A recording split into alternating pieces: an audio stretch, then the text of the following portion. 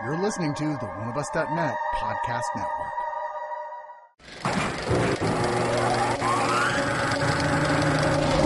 Something's coming.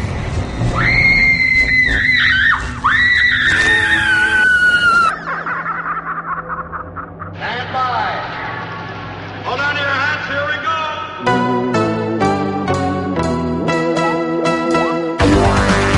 Welcome to the ScreamCast episode 97. I am Sean DeRager, and with me is BJ Colangelo. Oh, hello. Brad ditched us to spend some time with his lady. It's fair. It's International Women's Day, so Totally. So, good ups on you, Brad. Yep. Meanwhile, I told my wife to go in the other room and watch Felicity. So I am the asshole. If anyone learned anything from Deadpool, it's going to be a fun night for all. So him and I interviewed Pete Toombs from Mondo Macabro, and we'll be getting that in just a little bit, talking about Lizard in a Woman's Skin. So stay tuned for that. But first, BJ, we got to get to what's on our doorstep. Holy cow, I almost forgot. We'll get the door.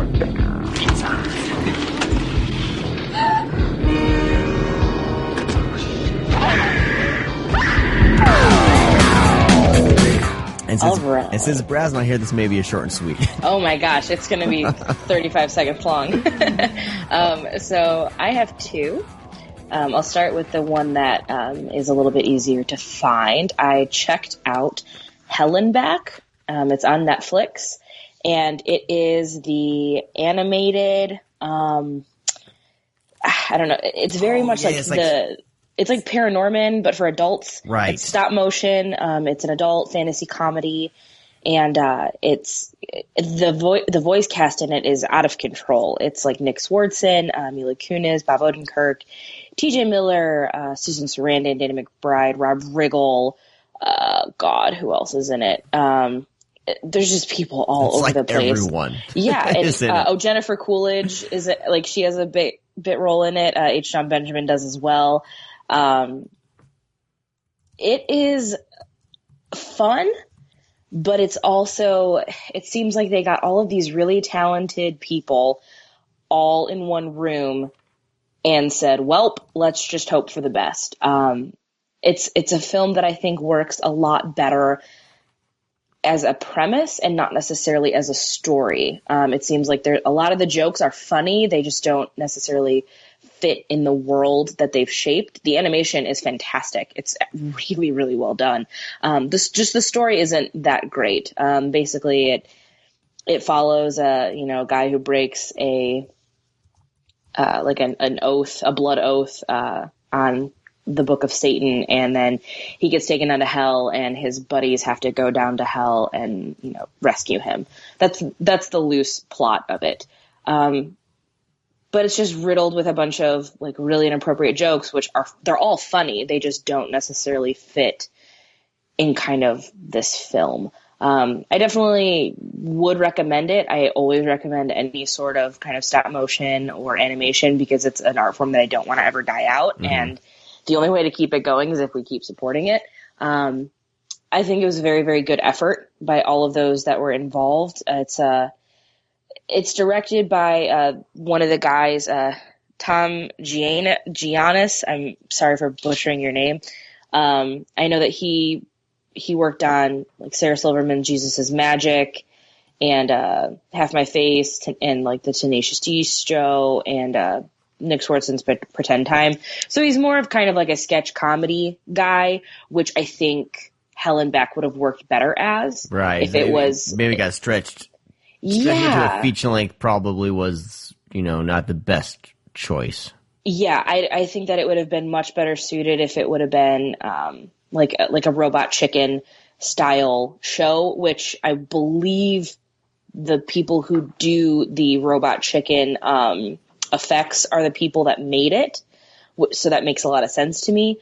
But I think that it would have been much, much better suited to be half-hour increments of these guys in hell trying to get their friend back on Adult Swim. That would have been the smarter choice. But that's not how it went down. So we have Helen back. Check it out. Don't be, confused by the animation. This is not a kid's movie, so don't watch it with the children. Yeah, there's another one coming out with Seth Rogen. Seth Rogen did a stop motion. Of course he did. I don't know which one that one is. They're all like, it's food. There's like a hot dog. Are they food, or is it about food? They're food, like food characters. Like the girl is a hot dog bun, and the guy is a hot dog, of course. Oh, it's Where's Wally? Is it Where's Wally? That's what it is. Yeah, Where's Wally? It's they're children's books. No. This is an adult. This is an adult stop motion. They're doing an adult one? I forget the name of it. Why did I say Where's Wally? They're doing Where's Waldo. My brain is gone. No, he's doing the Where's Waldo film. Sorry. No, I didn't know he was doing an adult stop motion. I can't remember what the heck it is. And I just saw a picture of it. All it was a bunch of food products standing in line. It's called Sausage Party. Of fucking course it is. Oh, God. We'll see how that goes. This is the kind of, as a parent, this is the kind of stuff that, like, terrifies me. Because I'm just like, oh, God. Like, with Helen back, which my kids, because, they see me watching this kind of stuff, and to them, oh, well, this is animated, so this is fun. I could totally see them grabbing that by mistake. And then Sausage Party, it's a bunch of fun-looking food characters. A bagel, a hot dog bun. Well, just, parent your kid and do what you gotta do. And I don't think they'll find it. I mean, they have the kids locks on Netflix for a reason. Oh yeah. So make sure you use those. I lock the shit down. Yeah, they don't need to know the things that get suggested for you. No. So yeah, I saw Helen back, but the one that I am super excited to talk about, and if you haven't seen it, I'm going to be bummed, but I saw Dan O'Bannon's The Resurrected, also known as The Ancestor or Shatterbrain. It's on my list. I got the imported Blu-ray. Oh, and it's like sitting right here staring at me, telling me to watch it. So first things first. Dual role Chris Sarandon. So y'all know how I feel about that. Oh man, the emotions I felt. No, I was gifted The Resurrected for Valentine's Day.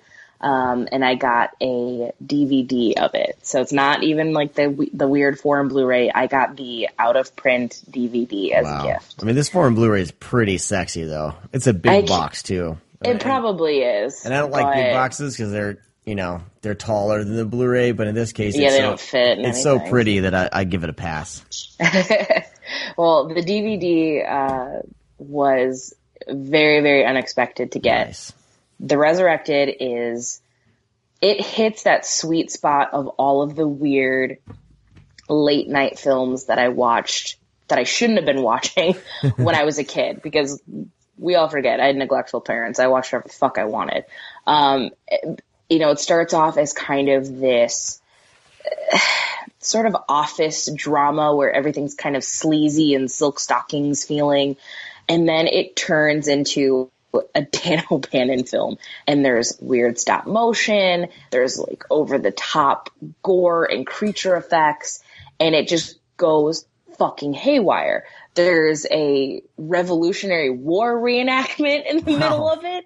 It's bonkers, but it's so fun, and it completely emulates that early 90s style of filmmaking when they were trying so desperately to not be making a slasher film, where everything was still really sleazy but was trying really hard to be a high art film. It falls in that kind of window. It's based on the H.P. Lovecraft novella The Case of Charles Dexter Ward, which, I don't know if you've ever read that before, but it's one of Lovecraft's weirder stories. So seeing it as a film is always an exciting thing. I love seeing the different Lovecraft's like horror Shakespeare to me, where the different interpretations and different stylized ways of retelling his stories is what's most interesting to me. And this was, definitely one of them, because it throws it into that beautiful 90s style where everybody has the glass paneled windows with the bright blue on the other end, so everything looks like a checkerboard.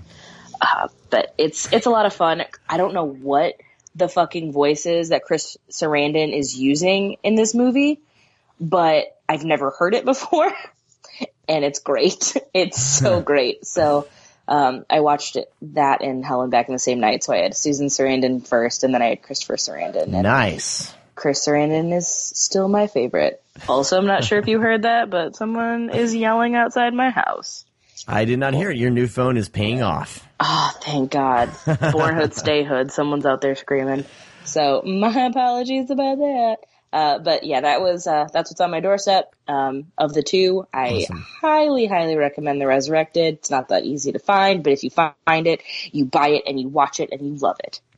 Yes. I mean, Brad basically sent me a text and said, The Resurrected, German box, buy it. And it was like $40. Worth it. But he said it was worth it, so I trusted him on it. And I was like, you better be right. I've been trying to get it out of Zach how much he paid for this Valentine's Day gift, and he won't tell me. So It's tough when these things are hard to find, but stuff like this, I'm surprised that The Resurrected isn't out. Yeah, I don't know somebody's holding on to it. Who has the rights to it. Especially, you think that it would have done something, especially since Dan O'Bannon has now passed. Mm-hmm. Usually, when somebody passes, everybody tries to scoop up their shit and sell it, and this didn't get sold like that. So I don't know who has control of it. I don't know. It's an MGM title, so. Oh, wow. So it's up for bid for sure. Well, the whole MGM catalog is people are bidding on. So. Well, it looks like I'm going to have to start some obnoxious tweet campaign to get that a proper release. And so it'll be Kino or hopefully Scream Factory. Or what other companies are touching MGM films these days? Arrow. Well, if it's Scream Factory, I will fly out there and interview Chris Sarandon for you, free of charge. I will pay for my own lodging. There you go. But yeah, that was my doorstep. Okay. What did you see? I got a package from Mill Creek. They were kind enough to send me a few review copies. They got a new publicist person. Very nice. And because before they were like, well, you only focus on horror, so we're not really going to send you a whole lot, But they've been very kind to ask me what releases will fit with the show and the website. So they sent me, there's a couple more I'll be talking about. I'll be talking about My Boyfriend's Back here within the next couple weeks. Hell yeah. And, My Science Project is on deck. But the first thing that I watched that I was super curious about is a 2003 miniseries by Hallmark, yet another take on Frankenstein. And there's been so many takes on Frankenstein. I mean, in fact, I think this last week a new film came out, a new Frankenstein film came out that is apparently pretty good, I guess. Another one? Yeah, well, it came out in the UK first. And then it's out here, but it's a modern take on Frankenstein is the one that's in stores right now. Bare bones disc. But so, I mean, it's just crazy how many adaptations of Frankenstein there are. And this one, since it's a Hallmark film, they're claiming that this is the closest to the original book than anything else that's ever been adapted. Yeah, because nothing's been anywhere near it. No. And it stars Luke Goss as Frankenstein's monster. William Hurt is in it, and then Donald Sutherland is in it as kind of a bookend character because it opens up in Antarctica somewhere. It's some frozen body of water where there's a ship stuck, and he's a ship captain. He basically runs into stuff goes down, and he runs into Victor Frankenstein, played by is it Alec Newman, who I'm not really familiar with anything he's been in. Yeah, I'd have to look him up. The name sounds familiar, but it's not ringing a bell. IMDb is failing me. It just shows the names and not what anyone plays, except for William Hurt. But so Donald Sutherland's great. I mean, he's so it's kind of told in flashback, and Victor Frankenstein is telling Donald Sutherland's character about what went down. Production value is pretty high for a Hallmark film. This is back in 2003, 2004, and I think in 2004. USA Channel had a TV movie based on a Dean Koontz adaptation of Frankenstein. So it's just weird. Wait, is this the one that has Parker Posey in it? This is not the one with Parker Posey. Damn no. it. No, I know think one that's the came out USA Channel one. Yeah, that came out the same year, and Yeah. I had never seen it. But we have these like reseller shops called The Exchange out in Ohio, and that's where I find like a lot of my weird stuff, because a lot of times people give things up that they don't know what they have. But I saw the USA TV movie cover, and I'd never seen it, and I almost bought it, and I wish I would have, because that would have made a great discussion, but I did not. Yeah, I'm curious about that one. I mean, when I got this, I was kind of like, I let out a sigh as I put it into my Blu-ray player. Like, this is probably going to be bad, but it's pretty damn good. I was really surprised, and I can tell that it was kind of closer, because I've read the original book by Mary Shelley. I'd hope so, because I assume that you went to high school. Yeah, did everyone in high school read? I think I read it on my own. I don't think I read it. Ours was required reading. Mm-hmm. That damn required reading. But I remember in the book that Frankenstein is actually pretty intelligent, and they follow that along here, where he's kind of this like bastard child, doesn't really know who his creator is, why he's alive. It's like his brain's rerouting, and he's a combination of all these different body parts. And Luke Goss plays him pretty well. I mean, Luke Goss was in Hellboy too, so he's not. He's not a bad actor. He's good when he's in the right role. And he's not a stranger to like these kind of oddball roles that most actors would turn their nose up at. I mean, he can do it. Yeah, I really had a lot of fun with this, and I liked that they played it straight. And it's more played at the drama, the struggle with, Victor Frankenstein, and the struggle with his monster. And it's not just this, it has its horror moments, but it's not, trying to rely fully on horror. It's a pretty damn good adaptation. I was really surprised. And it's only like $8. Like Mill Creek stuff, that's generally pretty cheap because it's bare bones. But this looks really great. It's a fantastic transfer. And for $8, if you're interested, if you're not worn out with Frankenstein adaptations and you want to give this a shot, $8 is not bad to take a chance on something. I'm not sure if this is streaming anywhere, like on Netflix or whatever, but it's one of the Frankenstein flicks adaptations I would definitely give it a shot. It's about 3 hours long, so it's not that bad. Split up it's not terrible. 2 hour-and-a-half increments, and I would say give it a shot. I had fun with it. So, well, sweet. Yeah.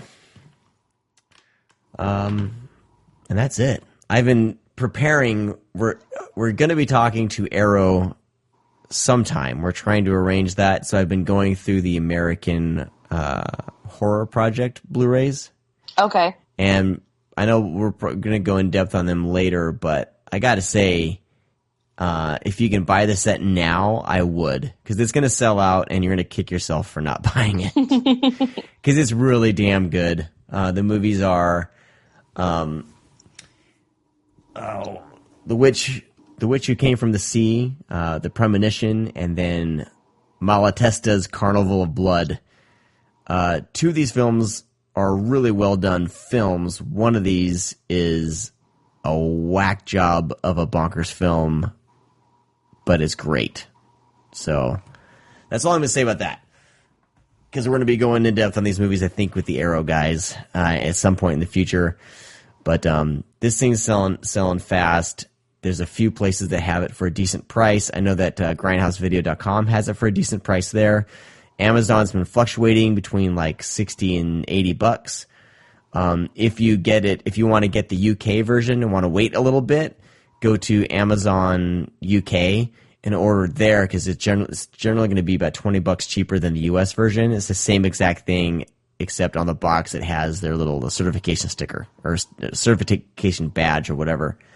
So if that stuff annoys you, pay an extra $20 and get the US version. But if you want to save money, definitely get it from Amazon UK. But it's definitely, if you're listening to the show and you're a fan of the movies we talk about, this thing is definitely worth the money. So Sweet. All right. Well, we're going to jump into the interview with Pete Toombs from Mondo Macabro about woman in a lizard skin. I always want to switch them around and say, is it lizard in a woman's skin or woman in a lizard skin? Woman in a lizard skin. Or no, is it lizard in a woman's skin? See, I guess I get confused. And right now... Oh, it is a lizard in a woman's skin. You've been fucking me up all day. I know. You kept saying it, and then I was thinking to myself that I was wrong this whole time. But nope, you were wrong. I've been doing this for a week, and I haven't gotten it right. A lizard in a woman's... A lizard in a woman's skin. A lizard in a woman's skin. 1971. Lucio Fulci. And I loved this film. It was my first time watching it. And I think this is probably now it's a fucking trip. It's my favorite Fulci film now. Really? Mm-hmm. I like how restrained I like how restrained it is. And I like that it's because I was introduced to batshit crazy Fulci, with Zombie and on, but this is pre-crazy Fulci, and I really liked the restraint on this and the framing. But I wanted to know, we'll get into that in the interview with Pete, but I wanted to know, BJ, like, what your thoughts on a lizard in a woman's skin. I'm a big fan of any film that is going to be centered around some sex and drug orgies. No, I really do like this one, but I can't think of lizard in woman's skin without discussing the fucking dog hallucination, which has scarred me for life. God, if I remember correctly, that moment was kind of the start of when, filmmakers had to start proving that their special effects were real or were special effects and not like a snuff film. I want to say that was what started it. Yeah, I believe. But, that's gross. But no, I do really like this one. I think I've gone on record before saying that of the two, I tend to prefer Argento to Fulci films. But like I said, anything with drug-induced sex orgies, I'm all about it. I think we need more of it. It happened a lot in the late 60s. You saw a lot of that in these movies based in like the late 60s, early 70s. It's And I don't understand why that's not still a thing. It's not like people aren't still having drug it's not as common. The whole thing, the whole AIDS thing happened, and that's true. Yeah, put a damper on that. Yeah. R.I.P. Nancy Reagan. Yeah. Burn in hell, bitch. Oh, Jesus. Sorry. I have no chill today. Amazing. Yeah. All right. But no, I do like it, and I'm bummed that I missed the interview because I'm sure that it was great. Pete's a great guy. I love talking to him. He's gonna be on the show more. There's a few titles coming out from Mondo Macabro that I think we're gonna try to lump together and get Pete back on, and we'll try to work our schedules, BJ, so you are there. Beautiful. We love talking to Pete.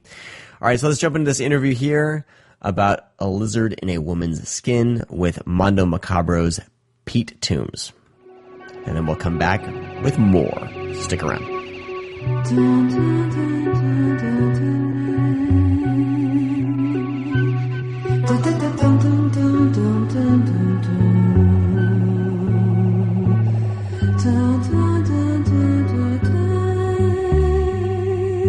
Well, making his return to the ScreamCast is Pete Toombs from Mondo Macabro.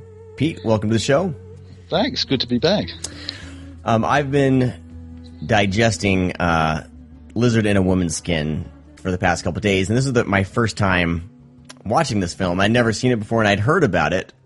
And, Lucio Fulci, it always gets thrown around whenever you bring up whenever I'm in conversations about Fulci, but I'd never seen it. And then the first time I really heard about it was when Scream Factory was going to be releasing. They were going to be slapping it on like a DVD, and then people were excited that it was actually going to get some sort of release, and then they had to back out of it because I think you guys had the rights.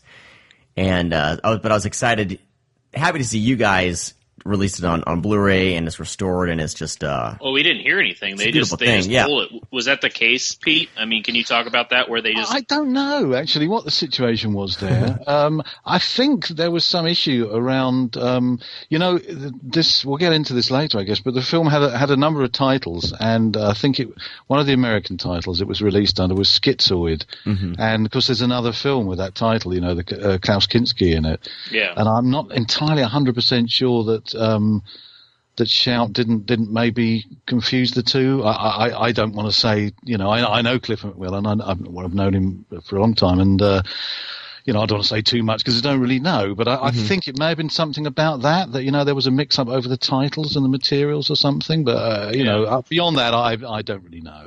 Yeah, but everyone was excited. The thing is, like, everyone was excited, and then all of a sudden it was gone, and then we got the announcement that you guys were releasing it. That was exciting. The press copies got out, but however, I don't think it ever got distributed. It was mainstream. It was the same film then, was it? Yeah. Yeah. It was the right that's film. Interesting. No, that's interesting. Yeah, so it has. I mean, of course, they did the press, and then they destroyed, the remaining ones, and they put what is the name of that movie that they put on there? I can't remember, but they replaced it with another film because they released Schizoid later on with their with X-Ray, I think it was, that they put Hospital Massacre. Right. But yeah, they just did a press release. The press copies went out, and then immediately they pulled it. So the film's actually on there, but maybe because of the different titles, and I'm not 100% sure because the last time it was released on DVD, I think, was Image released it in over here in. I think it was States. Media Blasters, maybe Media Blasters. Media Blasters. Well, it was one of those titles that seemed to had a lot of releases under different titles. Yeah, that's did. So I'm not exactly sure. I mean, I could see the confusion probably, especially with some of these European titles, rights issues, and who owns it and when they're expired. So no fault there. But it was actually nice to see it eventually, come out in, on Blu-ray in, really, really well done restoration. Yeah, well, thanks for that. Yeah, I mean that was the good thing, I think, being able to do it on Blu-ray because it had been out on DVD before, and I think there was an issue with the. I know there is an issue with the materials available as to exactly what version was released. Because there was bits missing and so on, and I know that. That Media Blasters put it out a couple of times, maybe even 3 times, with different versions, because the American version was, the American cut was different from the European cut and all that kind of stuff. And it was good that we were able to do it on Blu-ray, and we were able to, obviously, in a sense, take advantage of all those previous releases and try and make ours the definitive one, the one that had all the material in it that was available, that had been in all these other versions, and try to make the sort of definitive kind of cut. I mean, there's always an issue with these things, about what is the definitive cut, and there isn't really an answer because, I mean, quite often I think in back in the day, these guys would film the material and then it would be edited in different territories in different ways, to like if there was an actor that was popular in one territory, you might get more of them than in some of the others, So the notion that there is one definitive final version of these films is always something that's a little bit of an open issue, but right. We were pretty certain that we wanted to try and put together something that was the fullest version that we could manage of this film, and I think we managed it, and it was good to be able to do that on Blu-ray because obviously that's at the moment the best sort of quality you can get. So I think people who've got, hopefully, I mean, people who've got the DVD will now think, well, maybe it's worth upgrading to this one, and I think it is, obviously. Oh, yeah, totally. It's a beautiful film, and that's, I think, what caught me off guard, because I'm used to seeing the kind of zombie movie Fulci. I haven't seen, other than, I get all these guys mixed up. There's no way to get Fulci mixed up, Sean. Well, no, these are I want to say Blood and Black Lace was Fulci, wasn't it? No, it's Mario Bava. See, Bava, but well, the thing once we get into kind of the giallo kind of territory, where this is somewhat considered giallo, but yeah, it's in that area. Yeah. Well, it's the imagery and right. And stuff like that. But this film was Fulci's like first step into kind of the horror psychological. I haven't seen some of his films from the 60s, but as far as being kind of batshit crazy, this is one of the first films that I can remember Fulci doing before he actually got into horror. This is the film before he met Dardano Sacchietti, who completely changed his career, in my opinion.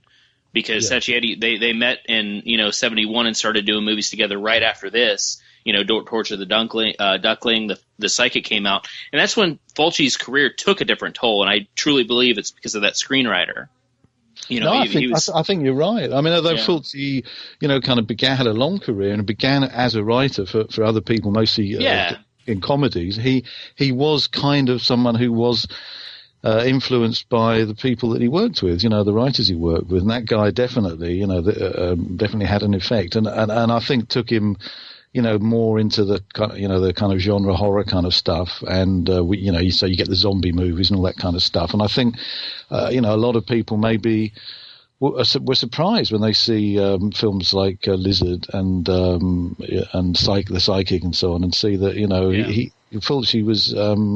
Was capable of subtlety, which, I mean, is the last thing you'd throw at some of the later films he made. I mean, great though they are, they're pretty in your face, and I think, Lizard and so on there's in your face moments, but it's kind of quite a subtle film and with a lot of different layers in it. Yeah, it was one of the films, because I grew up on 80s Fulci, that's when I very first, when I was a young kid. Zombie was one of the very first things I saw, and then, I saw, The Beyond, Enigma, Touch of Death, House by the Cemetery, that kind of stuff. So eventually when I got a hold of one of the DVDs of this, I didn't know what to say because it didn't feel like what I was used to, and it was before he went off the deep end making these crazy, horror films. He had this like really this murder giallo psychological hypersexual movie that little old me was like too busy with my hands in my pants rather than actually paying attention to the movie. But you're brutally honest. It is just strong one opening. Of those films that actually stuck with me more than some of those others ones, because it's most memorable because it is such a weird film. Even for Fulci, it's a weird film, but it's on a level also of it's not lost in translation like Manhattan Baby or something like that, where it's just absolutely fucking insane. It's something on lower key that, kind of dives into the giallo, and even like, I feel like traces of like Edgar Allan Poe in the movie as well. Like just kind of that dark mystery horror storytelling. Well, Fulci was a great reader, and I mean, he knew all the classic kind of horror stuff, and you definitely get bits of that coming out in all of his films, I think. But I mean, obviously, he was a huge Hitchcock fan as well, and there's a lot of Hitchcock in this film, and in fact, in the film he made before, which was called the title translates One on Top of the Other. Perversion Story, I think, is another title, which was filmed in America. It's filmed in San Francisco in homage to Vertigo, I guess, to Hitchcock's Vertigo, and it's got kind of a similar kind of, there's some similar elements, and so he was quite a cultured guy, I think, as a filmmaker, was Fulci, and I think that often gets kind of overlooked in some of his later films. You wouldn't necessarily see that, but it's definitely there in these ones. Well, I'm interested in finding more of these films, his earlier films now, because I really loved the film, and it is a mystery thriller, where this housewife basically is, accused of murder, and basically the investigation, did she do it or didn't she do it, and everything. And And did she do it in a dream and then it Right. became reality? Yeah. You know, this kind of stuff. I mean, the dream sequences are very Fulci with the blowing hair, the fans, obviously. The handheld cameras. Yeah, I mean, there is definite Fulci touches to this. I mean, but the dream sequences, especially the one that it opens up with, is just, I mean, in more ways than one, just amazing. Yes. It's an incredible way to open a film, that, isn't it? And it's not really been beaten, I don't think. And it's sexual in a way and very, like, erotic in a way, but not... I don't know, very, very artistic. It's also very kind beautiful. of a genre. It's also, aside from comedy, it's a genre mashup too. I mean, there's a lot of traces of all genres in this film, and I think that's one thing that I think this is the film that changed Fulci and made him who he became in a way. Because I mean, his other films, some of his westerns, I consider iconic, but. You could watch one of his westerns, and you could watch, something like The Beyond, or this, and you couldn't be able to put the two filmmakers together. There's not like he kind of reinvented himself when he went into horror. He made such a huge impact. His whole career changed, and he never really went back to kind of the old. The old westerns and stuff. I think he had an action movie, Contraband. That's really great. Yeah. He went back to that, and I think Conquest was a little batshit crazy. But other than that, I mean, he very much stayed true to horror, psychological horror, and got the name the Godfather of Gore, right? That's it. Yeah. Although I guess Herschel Gordon Lewis would probably claim that one, or it would be claimed on his behalf, maybe. But I think fortunately, like a lot of these Italian filmmakers worked in the commercial world, they had to switch genres because the public taste moved on. In the early '60s, you had the peplums, the historical films, and you had the westerns, and then you had the gothic horrors. And the comedies and all that kind of stuff, and I think Fulci had to make what he was. He was a hired hand in a sense. So if a producer said to him, "I want you to make this Edgar Allan Poe type film," he'd kind of go and do it. But he definitely seemed to bring a lot of his own personality to bear in these films, the ones we're talking about. And I think in the sort of zombie films and so on, a particular side of his personality came out. I mean. Maybe he's rather more cynical side. I think he was a very funny guy. I met him once many, many years ago, and he was a very funny guy, but very sort of cynical. Cynical sense of humour, and I think that's there in those zombie films. I mean, you wouldn't think of them as comedies, and they're not, but they do have this kind of particular, kind of acerbic sort of view of humanity, which I think definitely comes out. I think that was definitely him. Yeah, as you said hired, that's one thing because he did those White Fang movies with Nero. Yeah. Sure, but I think it was after this too. He really rated those films. He said that they were, he was very proud of those films. I think technically they were well made. I mean, his films were, he'd been working in film for a long, long time, since the 50s. So, he kind of knew how to do it. He knew what he was. He knew how to get the things he wanted, but I think the problem, probably for Fulci later on, was that he never really got the budgets that he wanted, and I mean, Cat and Brain and stuff like that, which is kind of quite fun, but it's definitely funny as well, a very bleak kind of sense of humour. But I mean, I don't think, and it's a great idea, of course, but I don't think he ever really had the money to make those films the way that he would have made them, say, 10 years earlier. So you kind of feel that you're making allowances for some of those early films, and I don't think you have to make allowances at all for the, certainly not for Lizard and for all of the films during that period. I mean, the one he made after, Don't Torture a Duckling, which you mentioned, which is again quite a large budget film, I think, and it's a really brilliant film. Well, there's a scene in Lizard in a Woman's Skin that I found it was subtle, but it was hilarious, where I think the inspector is talking to, I forget who he's talking to, but he's out of cigarettes. He's trying to get a cigarette. Oh, yes. He spots the cigarettes on the desk and just takes them without asking. And the looks exchanged are just classic, where the inspector gives no shits, and the other guy's not going to challenge him on it.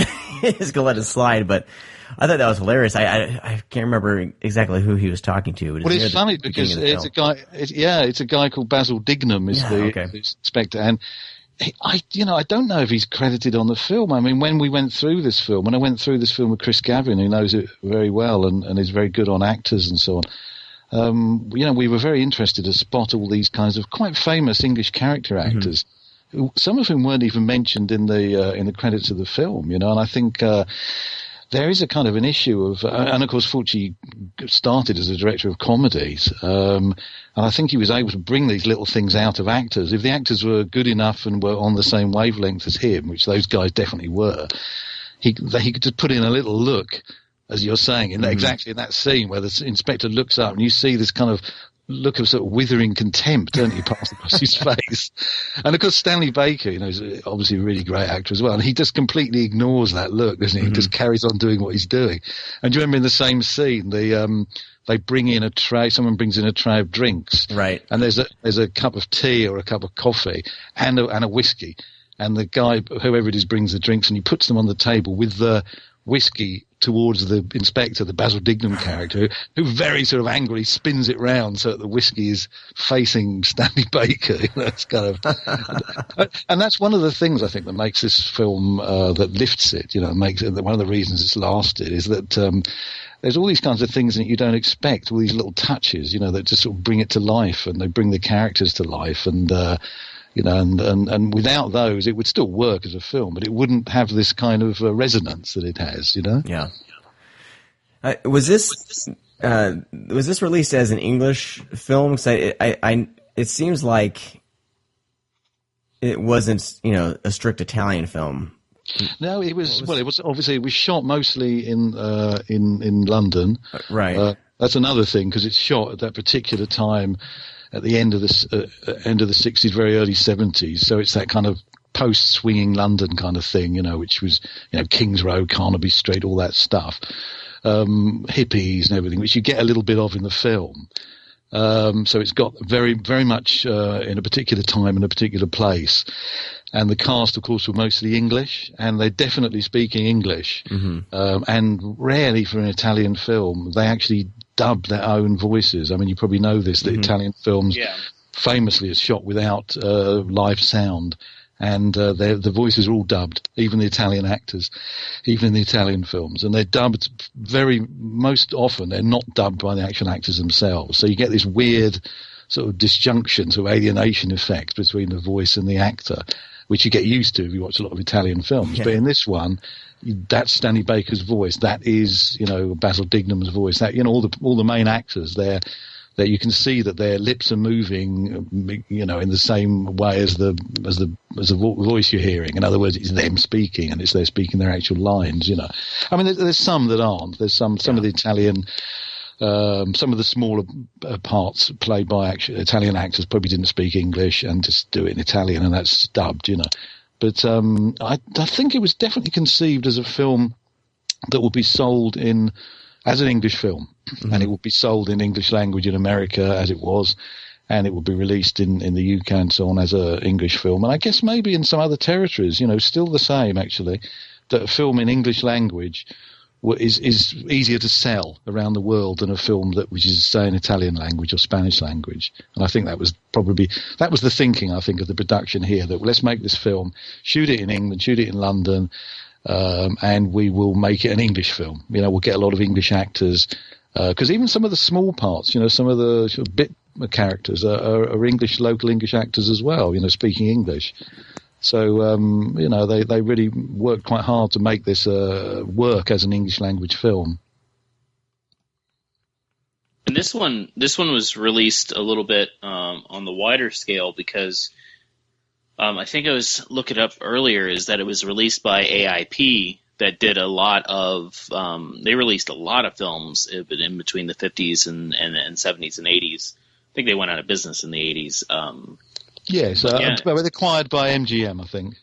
Yeah, was this something? Now, did you have any inclination of how well this did for audiences? Because I believe it was a wider release for something of this nature. Yeah, in America, yeah, it came out a couple of titles. It was Schizoid, as we discussed earlier, and it was also A Lizard and a Woman's Skin. It was the two titles.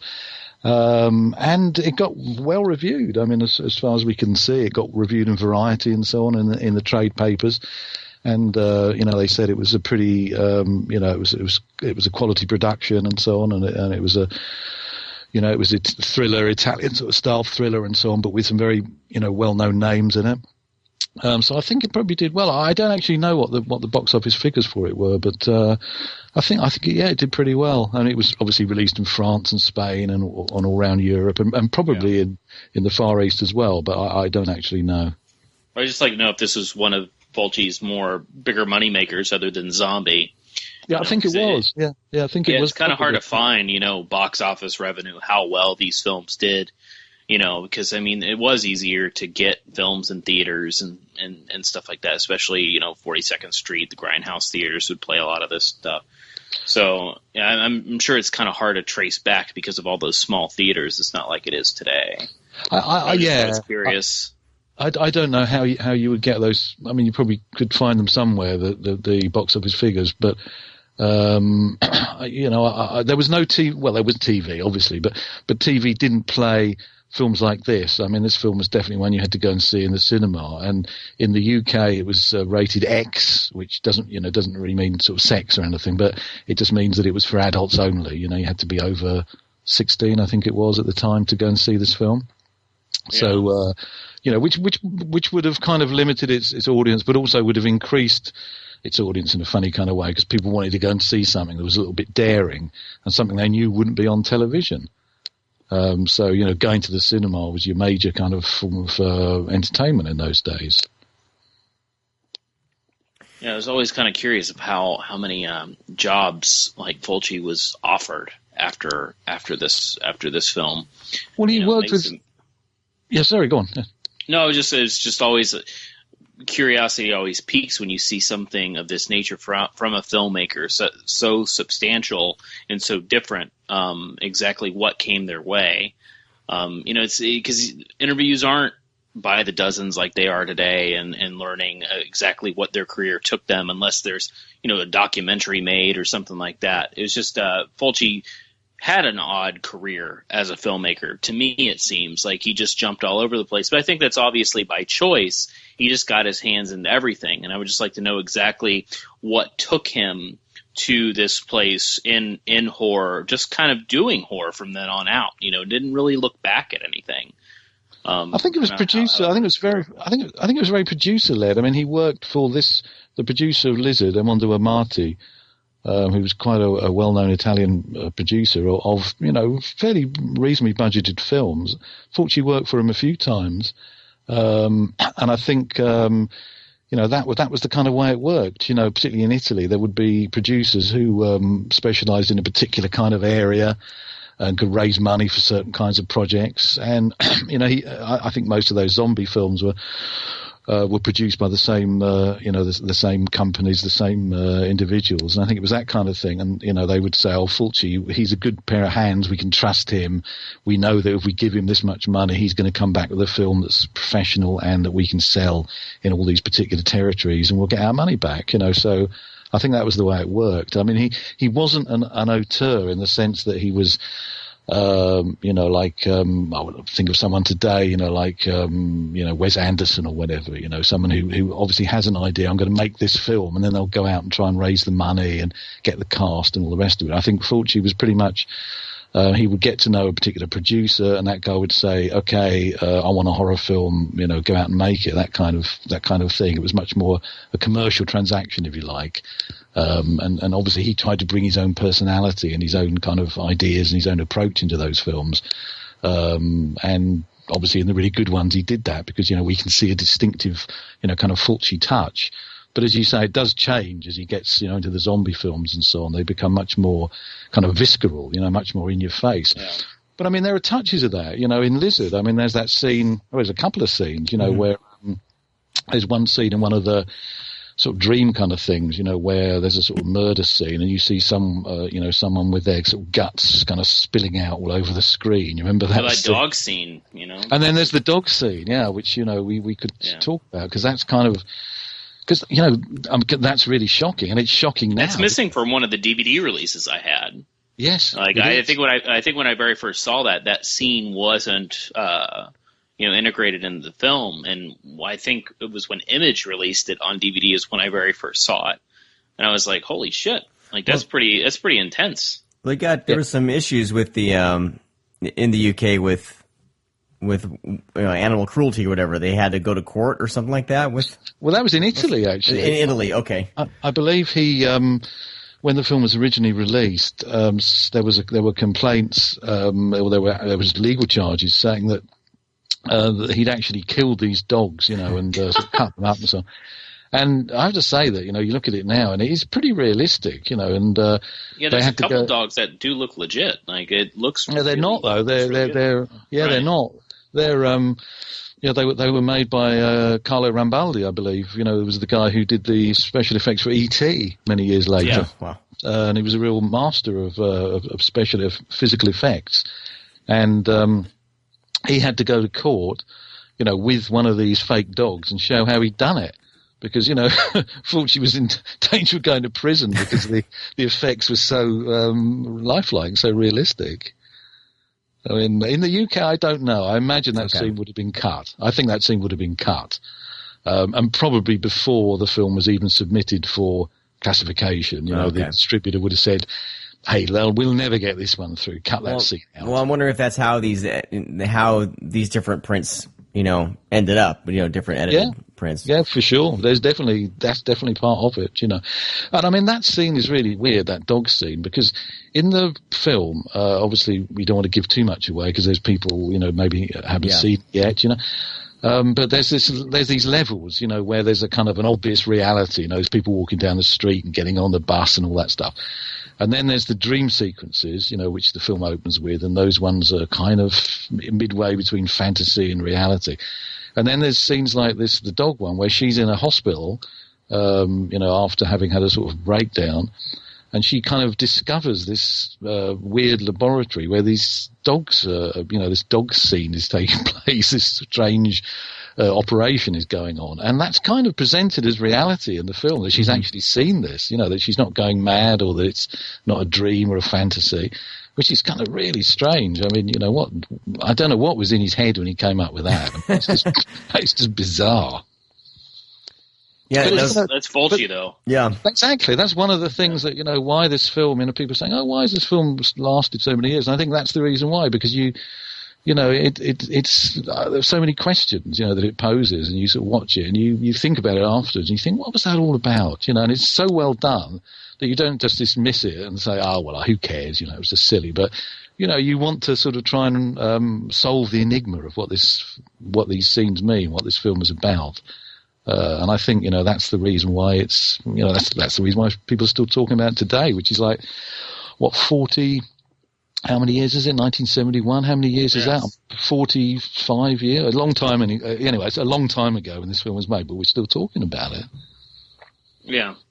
Well, I think it's, like I said before, it's substantial. And plus, this is one of, I think Morricone worked with Argento in before this, but this is also another film that kicked off kind of Morricone's career into horror soundtracks, because he was so used to the drama and Western films that this really kicked it off his career.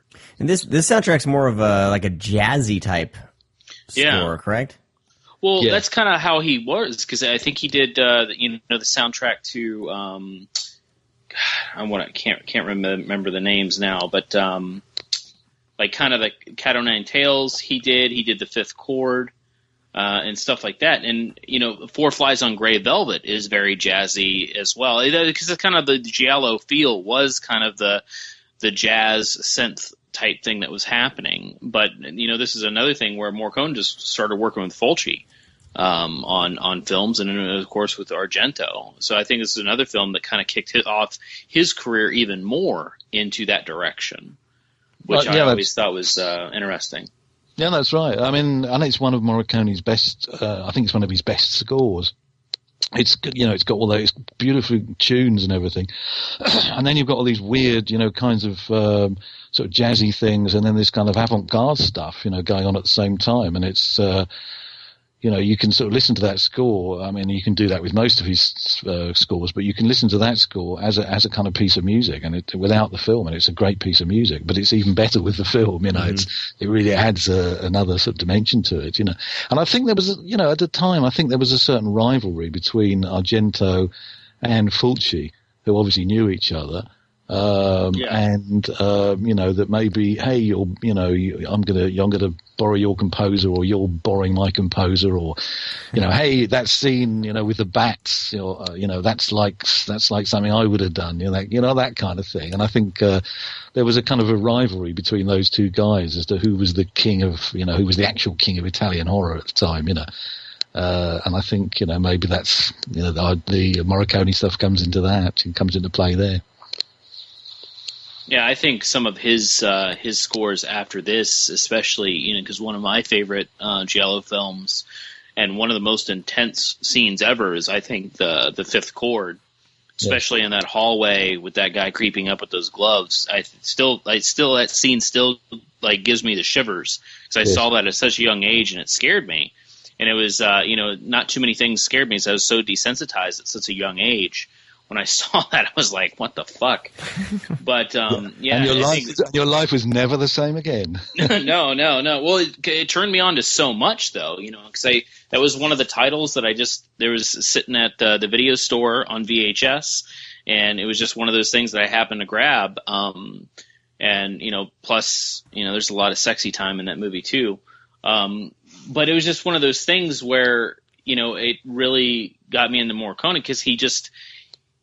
All those Giallo films that he would score afterwards, I think that's what really kicked off kind of the Giallo-esque films in the 70s with, like I said, The Fifth Chord, Black Belly of the Tarantula. I mean, he did Four Flies on Grey Velvet, My Dear Killer, just Cold Eyes of Fear, just all those films that had such a big impact with Italian cinema that I think amplified everything. The filmmakers themselves, I think they got even more excited when they had Morricone on, just because they knew that just, you have, Fulci and Argento both. They had the visuals, they had the great camera work, they had great lighting, and that's, all those things are good, but sometimes music can make that scene be 10 times, 100 times better. I mean, you can just do that with any Carpenter film. Take the soundtrack out of any Carpenter film, and it doesn't have the same effect. No. He knew his music, and the directors. I bet that was a big bidding war for Morricone too, because everybody probably wanted him because he was changing movies himself just through his music. Yeah, he was busy, wasn't he? I mean. He was. I kind of suppose he was like Bernard Herrmann was to Hitchcock. It's you put him and the score together, and it's a package, And of course, Fulci, had a background in music. I mean, he was a music critic, and he wrote songs and stuff, and he was a big lover of modern jazz and stuff. So, I think it must have been. It was probably a very happy working relationship with those two guys. And I absolutely agree with you about the impact of music on films generally, but certainly on these kinds of films, because they're largely about atmosphere, aren't they, to an extent, rather than straightforward plot. And I think though that kind of music adds this kind of an element of very strong atmospheric kind of element to what's happening on screen. And I mean, there's whole sequences in Lizard, like for example the one in the Alexandra Palace, the one where they got the bats, where she's attacked by the bats and everything. Yeah. And she's stalked by this guy, with a knife and everything. That whole sequence, I don't know how long it is, but it's quite long, and there's no dialogue in it at all. It's just sound effects, music, and very clever, kind of filming, very very skillful camera work and stuff, and in other words, pure cinema. And I think that's what people like Fulci were aiming for. Is pure cinema. You don't really need a plot, you don't need dialogue, you need actors, and you need location and atmosphere, and music is a major part of that. I think maybe Fulci took that a little too much to heart. In some cases, I absolutely agree. But it's really funny because years ago we interviewed Luigi Cozzi, who worked with Argento and so on. And he said this, and this would have been in the 90s, I guess, and we were talking about Italian genre films and stuff. And we mentioned Fulci, obviously, and he said,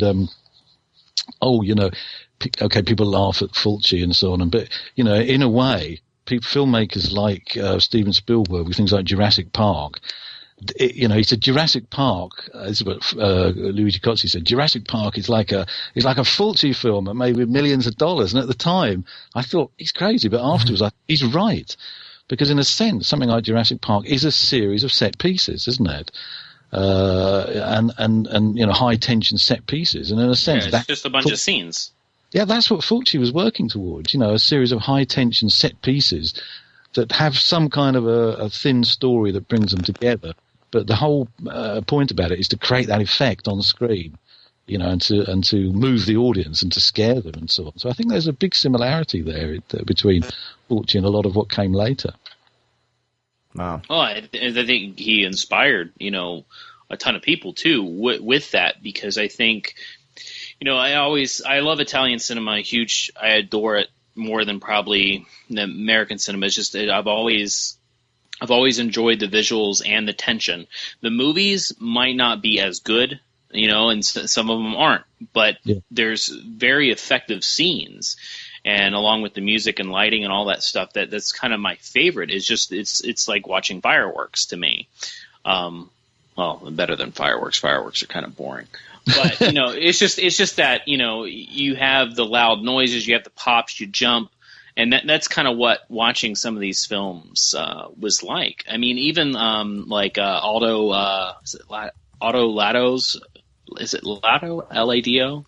He made the film. Who Saw Her Die? Yeah. And it's just and Morricone used that one fucking it's so it drives me crazy because it's just so good, where he just has all those children in the choir just doing the la la la la la. Yeah. And it's just so fucking terrifying because it's played so loud throughout the film, and you're watching kind of that that black dress of death come across the film and just out in broad daylight. And that's the thing, is the film's shot in mostly daytime. Yeah. And a lot of these films were at night, and when the horror starts happening at the daytime, it takes it to a new level. Yes. And then you saw that happen with a lot of the Italian filmmakers, is the horror started happening during the day. What the fuck are you supposed to do at night? It's fucking terrifying. I mean, Zombie takes place mostly during the day. Yeah, we just don't go out at night, do you? This is, but I mean, the thing is that these things are very operatic, aren't they? And I think we've got to remember that the Italians, kind of perfected in the 19th century. Grand opera was one of the things that they were, they were very good at. And I think some of these filmmakers, you can overmake this point, but I think it's definitely true that the filmmakers we're talking about, they were in that operatic tradition, weren't they? Where it was a lot of sort of sound and fury and kind of spectacle. Is what they were after, really. Well, I noticed that even with just some of the set pieces, there's a scene where the two gentlemen are walking away from a mansion, walking dogs, and from this manor, and the framing is just, there are these specks among this, huge background of this mansion, and then more of an estate, I guess. But then there's another scene where she's up on that chase on the rooftop, when she's running from one of the. Yeah, that's the one the end of the scene we were talking about. Yeah, and those shots are just, so cinematic. I feel like you don't see a whole lot of that, filmmakers today taking the time to really set up, that kind of shot. No. Yeah, that's an amazing shot, isn't it, on the roof? Mm-hmm. Yeah. Yeah, it's like what I always say, because Sean and I've discussed Italian cinema. It's always one thing that you hear is I understand the movies maybe aren't that great, but and it always frustrates me when people are like, "Oh, the Italian movies, they're dubbed, they're not very good. It's lost in translation stuff." I was like, "Yeah, but you got to look at the visuals. These are the movies that inspire people." is I want my movie to look like this. Yeah. You know, you have storytelling, yeah, all that comes, you know, with a good writer, good musician, but to actually set up like scenes just with, you know, the hypersexual scenes with the girls in the bed. Like, you know, they just didn't film, they didn't go to somebody's bedroom and, you know, film on a bed. No, Fulci and the lighting guy and, you know, the set decorator hand-picked those sheets. They hand-picked everything for that room. Mm-hmm. Yes, and they made it just extraordinary. That must have been fun, huh? Well, it's like, you know, you can tell Fulci, he takes the time in order, you know, to tell stories. And one thing that I always connected with, and this is a bizarre, you know, putting two people together, but Fulci feels like, you know, Pedro Almodovar, I feel he took a lot of stuff from Fulci films. It might not be there because he's never really done horror in a way, but Pedro Almodovar is exactly the same way. He tells his story through, you know, visuals, through lighting, through set decorations, through colors. You know, you can even, there's foreshadowing of characters just by what they're wearing. Yes, in these films. And I think that's a different method and different level of filmmaking that we don't really have much anymore. And that's why I always kind of stand up for these films. So if you ever watch a fucking, you know, watch a lizard in a woman's skin and then watch like Broken Embraces from Almodovar, and you'll see these like stunning just visuals from both of these filmmakers. Yeah, for sure. And I mean, I think in a film like Matador, for example, you know, Almodovar is very influenced by you know, kind of genre cinema, horror cinema, and I think it's that. I think that's the film I'm thinking of. At the beginning, there's a sort of a montage of scenes, including clips from Jess Franco films and so on. You remember that scene? And I think he's definitely, obviously, he's very much aware of these kinds of things. And also maybe it's that, you know, without going too far down this, maybe it's the sort of Latin temperament or something. You know, they're more, you know, things are more extreme there. You know, the weather is more extreme, and you know, and life is just more kind of, you know, loud and everything. You know, and I guess that influences the films. You know, I mean, if you look at sort of new films that come out of New York, you know, they've got a very particular flavour, haven't they? And films that come out of Los Angeles or films that come out of San Francisco, you know, have got a very different flavour from the ones that come out of Los Angeles. You know, I mean, it's definitely part of the deal, I think, you know, where you come from. And I think that that what you're talking about, that flavour of the Italian cinema, is definitely something that, of the Italian genre cinema anyway, is definitely something that, you know, if you've got any, you know, kind of sympathy for us at all, you know, that's what you identify with. And when you watch these films, no matter that the plot doesn't make any sense and that the dubbing is not very good and so on, you're sort of drawn into the atmosphere of those films, aren't you? And it's a very particular place that you're inhabiting. Yeah. Yeah, there's always something that'll stand out for sure. Yeah. In these films. Well, you just get sucked in, don't you? You know, it's like, you know, you find yourself in this kind of world, you know, and the logic of it is the logic of, you know, they're presenting to you, and you don't sort of question it, and you just go along with it, and you enjoy the ride. This is the thing, isn't it? You know, it's like, you know, it's like a roller coaster ride. You know, you're taken away, and you can't stop it. You know, it's drawing you on. You know, that's what you want. Well, that's the thing about you know, Lizard, is that it is a simple kind of detective murder mystery, you know, but the way that Fulci frames everything just adds so much more to the film. I think that would, say, if a different director took this script, you know, and made their own film, or someone, you know, did a remake off the same script, a la Cabin Fever. Say if somebody took that, I don't think it would be as operatic or as grand. It would definitely be smaller scale because people would treat it differently than Fulci treated this film. And it's the same thing with all these, as I'm starting to discover more of these Giallo films. I mean, I haven't watched a whole lot. I've watched kind of the heavy hitters, but diving into things like this, you know, where you always think of Giallo like, oh, it's a black glove with a knife, you know, stalking, you know, beautiful women is I guess the standard. Yep, that's pretty much it. You know, but this is not that at all. But it's still considered. No. But it's because it's a thriller.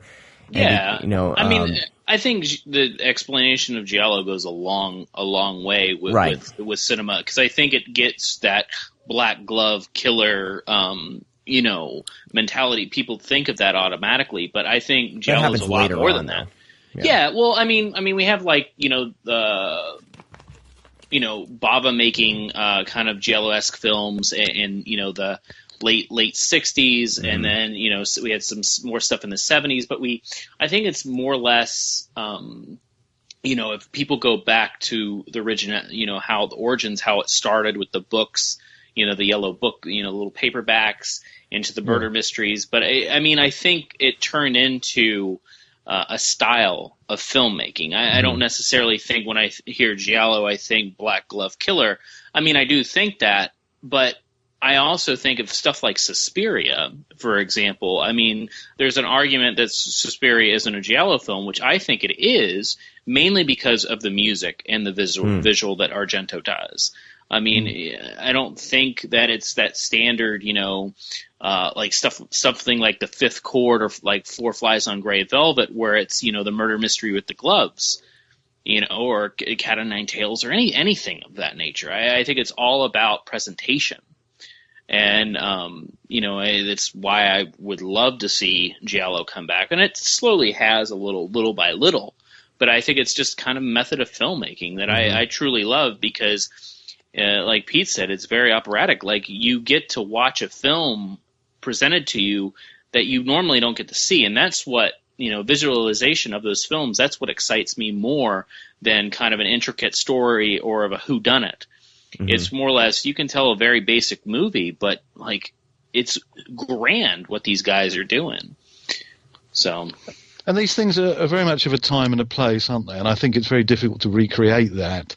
And I think one of the things that's appealing about them is the fact that they are from a distant time and place. And as I say, they take you on this kind of journey. And modern films that that attempt, and some of them quite cleverly, to follow in that style, they can never really do it, because what you actually need is a time machine, and you need to go back to 1971 or something. And there's a lot of things kind of colliding around that point, like you said, with the end of the kind of the swinging 60s.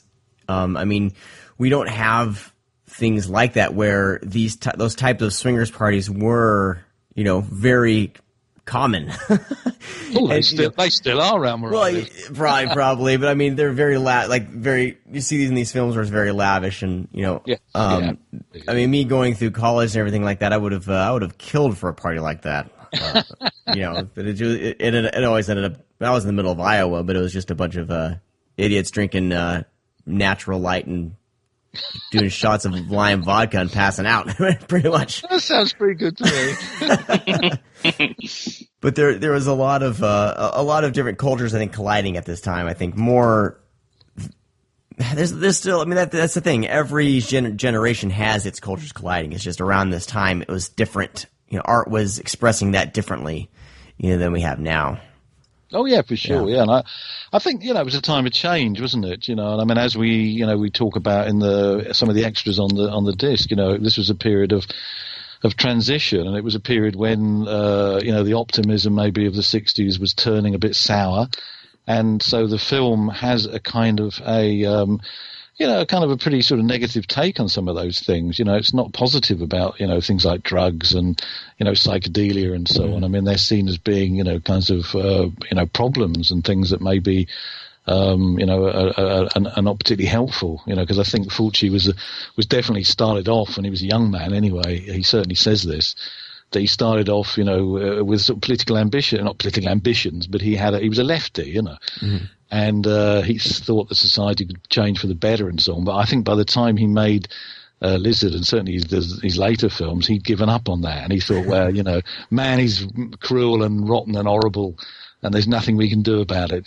so I'm just going to go out and make films about it, this kind of thing. I think the optimism was gone. It was gone, and I think this film is definitely this film, and I think maybe Don't Torture a Duckling and so on, are the sort of points around which it changed for him, which his approach to the world and politics maybe changed. Yeah. Well, what I love about this disc here is just the amount of special features you have in there. I was kind of going through them the other day, and you have, I mean, there's almost 2 hours of special features on here. Oh, wow. Right? Is that right? We got the interview. I don't know. I mean, yeah. I mean, that's amazing. If that's true, yeah. I've been watching a lot of movies, so I want to make sure I'm not getting him confused with another thing. But I think I wrote down a point about this one because there's the Shedding the Skin documentary. There's the Lucio Fulci's Day for Night, an actual interview with him, which is fantastic. And you got an interview with Stephen Thrower, and then an interview with actor Tony Adams, and those kind of go on for a while. And then there's this audio commentary with Chris Gavin. Yes. Well. I mean, there's just, this thing's loaded, and I only scratched the surface. I couldn't really finish them all. No, well, that was good. That was what we wanted. I mean, we wanted to present, as full a meal as, a banquet as we could get on there, because I'm particularly pleased that you liked the Day for Night piece, because that it took quite a bit of getting that sorted out. But I really wanted an interview with Fulci, because I kind of thought that there aren't enough interviews with him available, and I wanted something that, it's easy to get people to talk about Fulci, or it's relatively easy to get people to talk about Fulci, but I thought, let's try and find something where he presents himself, and presents himself in the way that I remembered him, remembered from having met him all those years ago. Where did you guys find that? Well, it was done for Italian TV, and I saw it first on I think a French DVD that came out 10 years or so ago. And that was it, really. I mean, I just kind of remembered it. And there's not that many interviews with Fulci. I mean, he did a few, sort of bitty ones, and he did some later on in his life when he was perhaps not, very well, and maybe he didn't come across, the way that he actually was. I think in that interview he comes across, as a very sort of funny guy. He's got a very dry sense of humour, and he's very aware of what he does, and and he's proud of what he does and so on, and but he's realistic about it.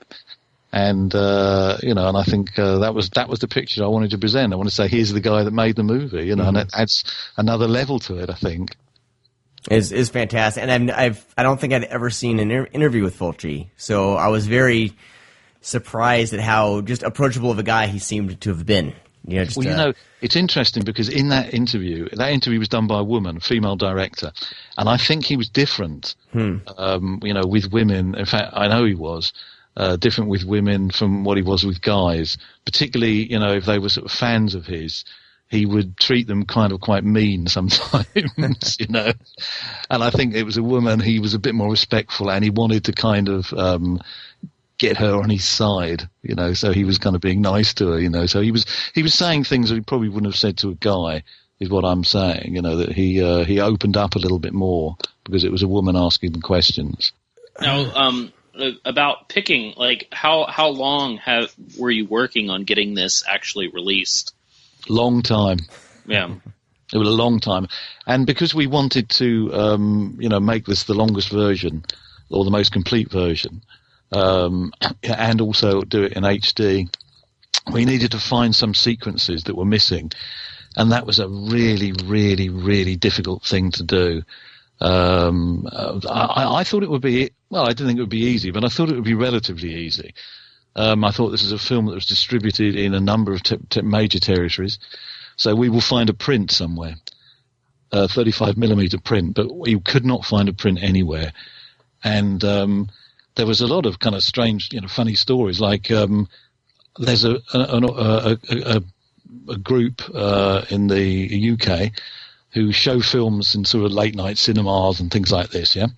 And they're sort of big events, people come along and there's a whole kind of party atmosphere. And I noticed that they'd screened this film. So I got in touch with, I vaguely knew the guys, I got in touch with them and said, can we access your print of Lizard in a Woman's Skin?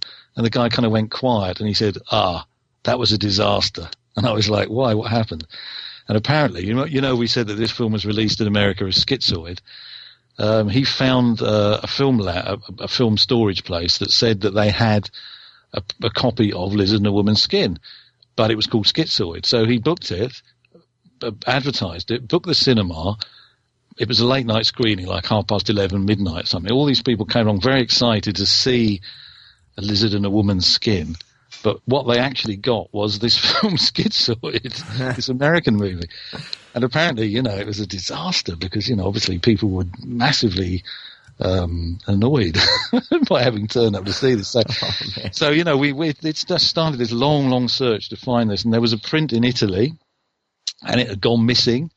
And I had a guy who was helping us out in Italy, and it took, he was going up and down Italy. He was driving up and down the motorway, going to different places where he thought this print might have been lost, and it was just crazy, So that was that took a long time, just doing that. I mean, just looking for those missing bits, I reckon, took about 6 weeks, from start to finish, Wow. So it did take a long time to put together.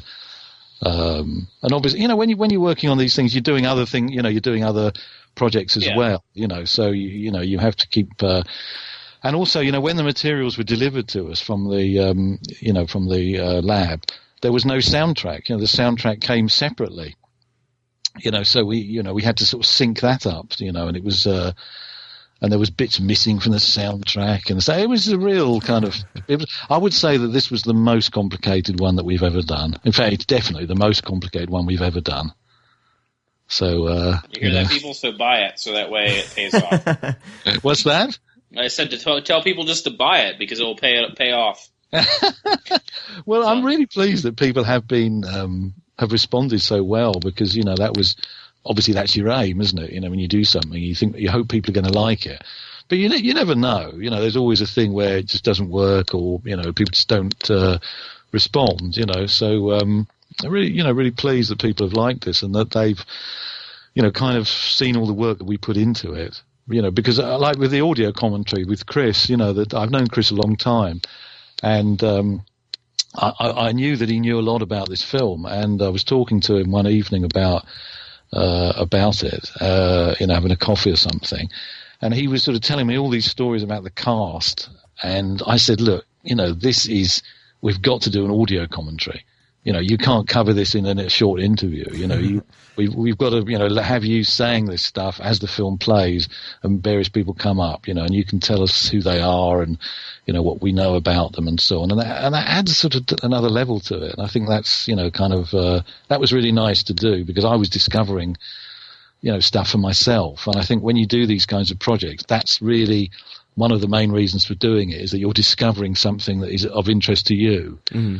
If I was just doing it because, oh God, I can't think of anything else to do, then it wouldn't be the same, But you were actually discovering something new about this film as you progress, on the project. And I think that's, that was a really great thing. That in itself would have been a reward enough, just to do that. But the fact that people have responded positively, I think, is the icing on the cake. That's perfect. Do you have any other Fulci titles that you love that you would like to see, or this is through Studio Canal too that popped up? So is there potential with working with them in the future? Not really. I mean, the materials came from them, but the rights came from someone else. The rights came from somewhere else. Mm. Oh, okay. There's a couple of other Fulci things that we're talking about. I can't say what they are at the moment because it's sub judice and all that stuff. But yeah, there's a couple of things. I mean, there's still a number of his films that haven't really come out in really decent versions, and I hope that. I mean, obviously we can't do them all, but we're looking at a couple of them at the moment. Yeah. Yeah, I would like to see For the Apocalypse. That's probably one of my favorite Fulci films, and it's just kind of crazy. Right. It's a Western serial killer type thing. Yeah. Yeah, I know the film. Yeah, he did a couple of very brutal sort of westerns, didn't he? I mean, I think it was a genre that it was one of the ones that he really kind of brought something special to. Yeah, Massacre Time was Massacre the other Time. one. Yeah, absolutely. Which again is pretty brutal, isn't it? Yeah. Even I mean, because it was we had all these John Wayne, Sergio Leone spaghetti westerns coming out, but then you had this really gritty side of westerns that were coming out as well from the Italians. I mean, Leone was Italian and all that, but a more grittier, low budget side. Yes. and a different method of storytelling, which is a lot more exciting. Because I mean, we have nothing wrong with the Leone films or anything like that. I mean, they're great films all around.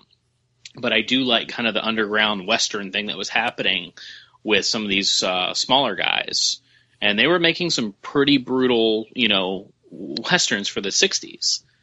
And Fulci was definitely one of them. Yeah. Oh, for sure. Yeah.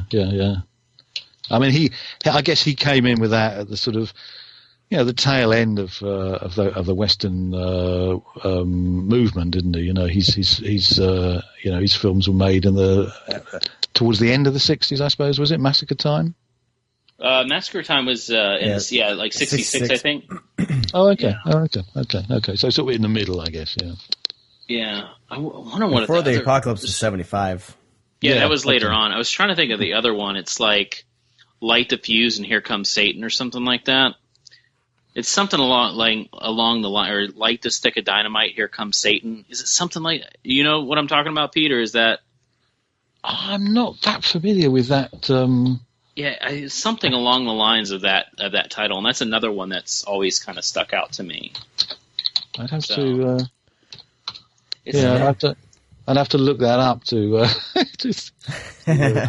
Yeah, I haven't seen it in years. It just popped in my head when we were talking about it. It was. I certainly know Massacre Time and Four of the Apocalypse. Yeah. And I wasn't. Some of these are actually. I brought up IMDb, and some of these are in Italian. So I'm like, I don't know. Yes, that's I'll think of it. I'll email you the title. You definitely need to check it because it's really, really, really good. Yeah, it'll drive you crazy. Yeah, it will drive me crazy. I'm going to be thinking about it the whole time. So we need to talk about something else. Well, we probably can wrap up here. But is there anything coming down the pipes from Mondo Macabro that we should be keeping our eyes on that you can actually talk about? Well, we've got Symptoms coming up pretty soon, which is a project we're doing with in partnership with the BFI, with the British Film Institute here in the UK. We're doing the American one; they're doing the UK one.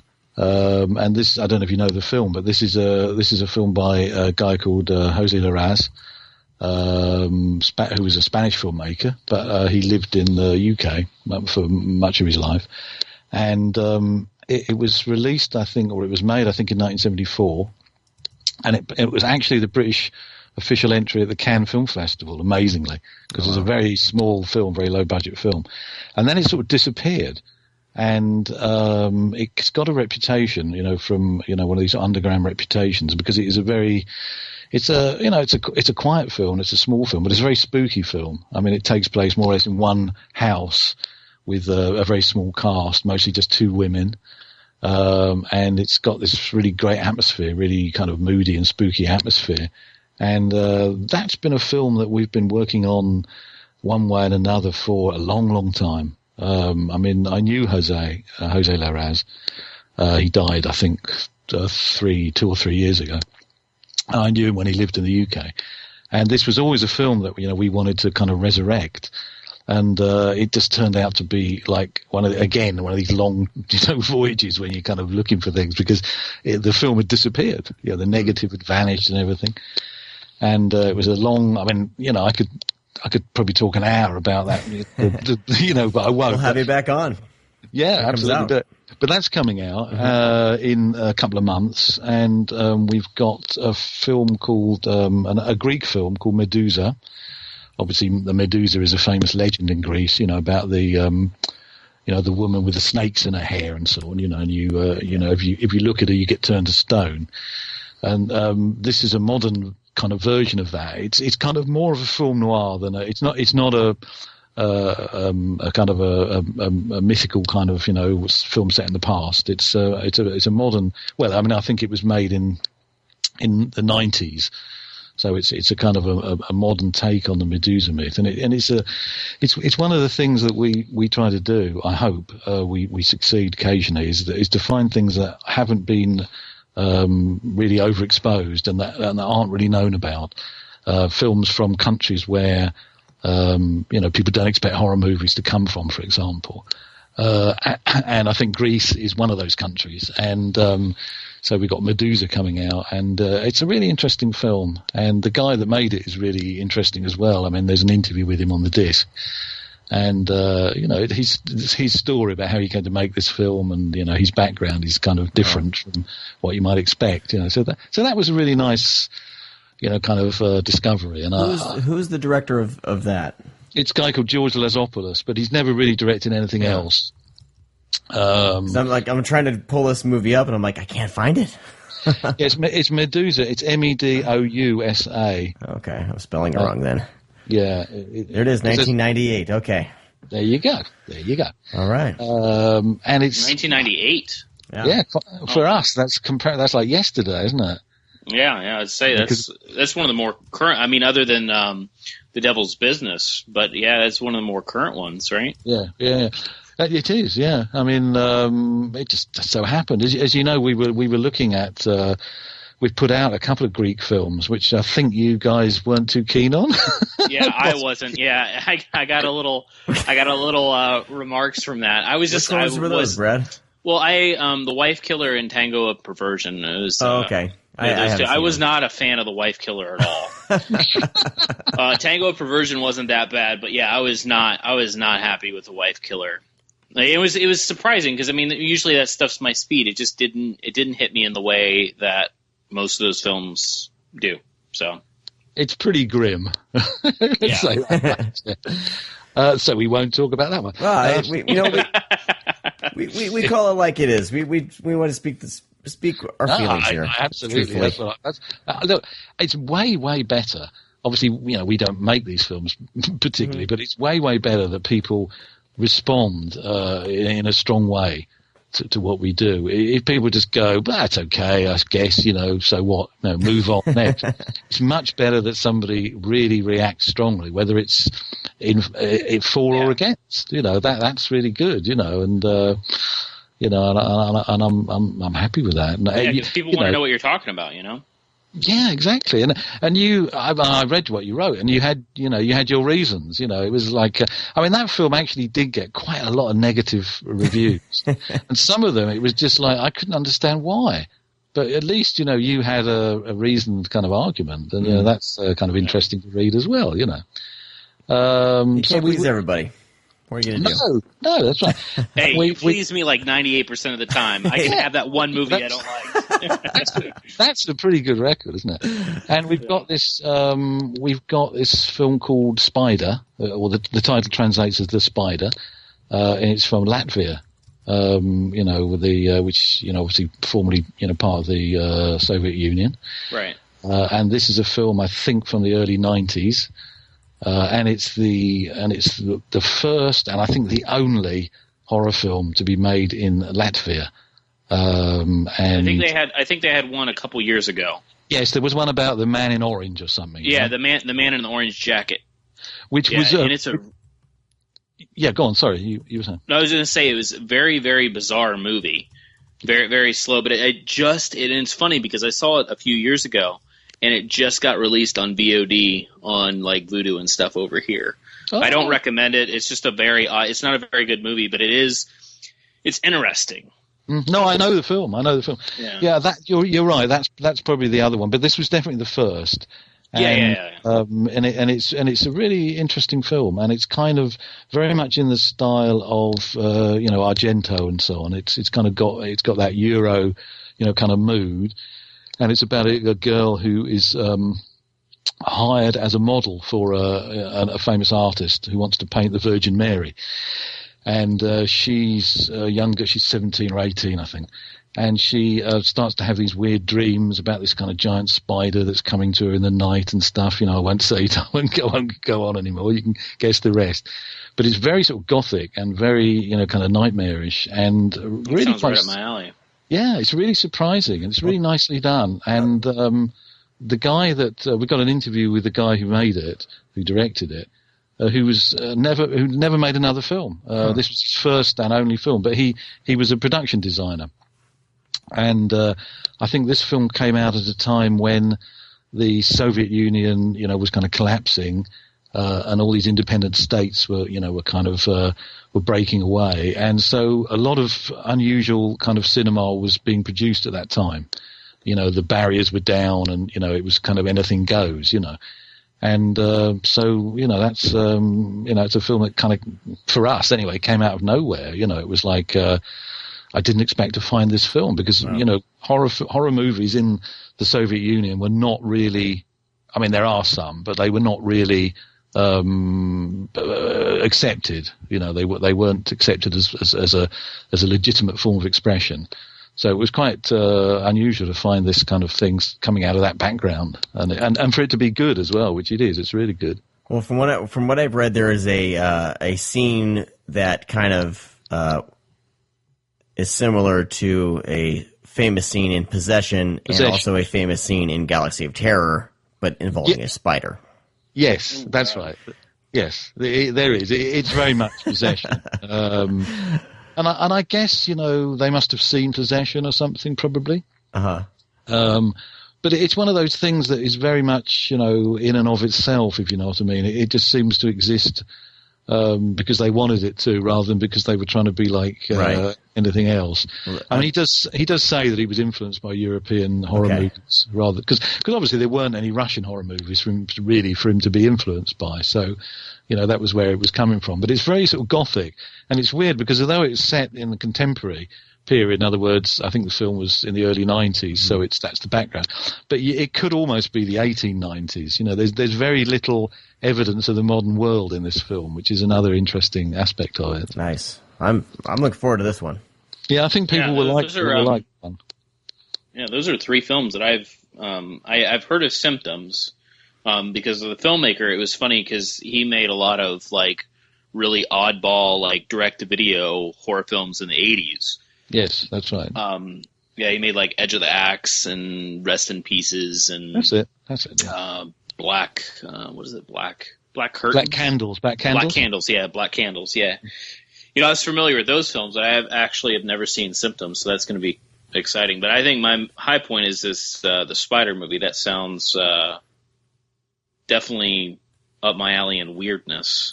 Well, it's just so fun to discover films. I mean, we're going to be talking about the American Horror Project soon, I believe, and I've been going through that, and these are three films I'd never heard of, and I'm, been discovering those. And then same thing with, discovering Lizard in a Woman's Skin, which was, people knew about it, but I'm seeing it for the first time. But then films like these upcoming ones, just I don't know, it's very fun, I think, to discover films in this genre that just seems, to go around in circles with all the heavy hitter horror films to discover. But it's always fun for labels like Mondo Macabro where you can actually really discover things.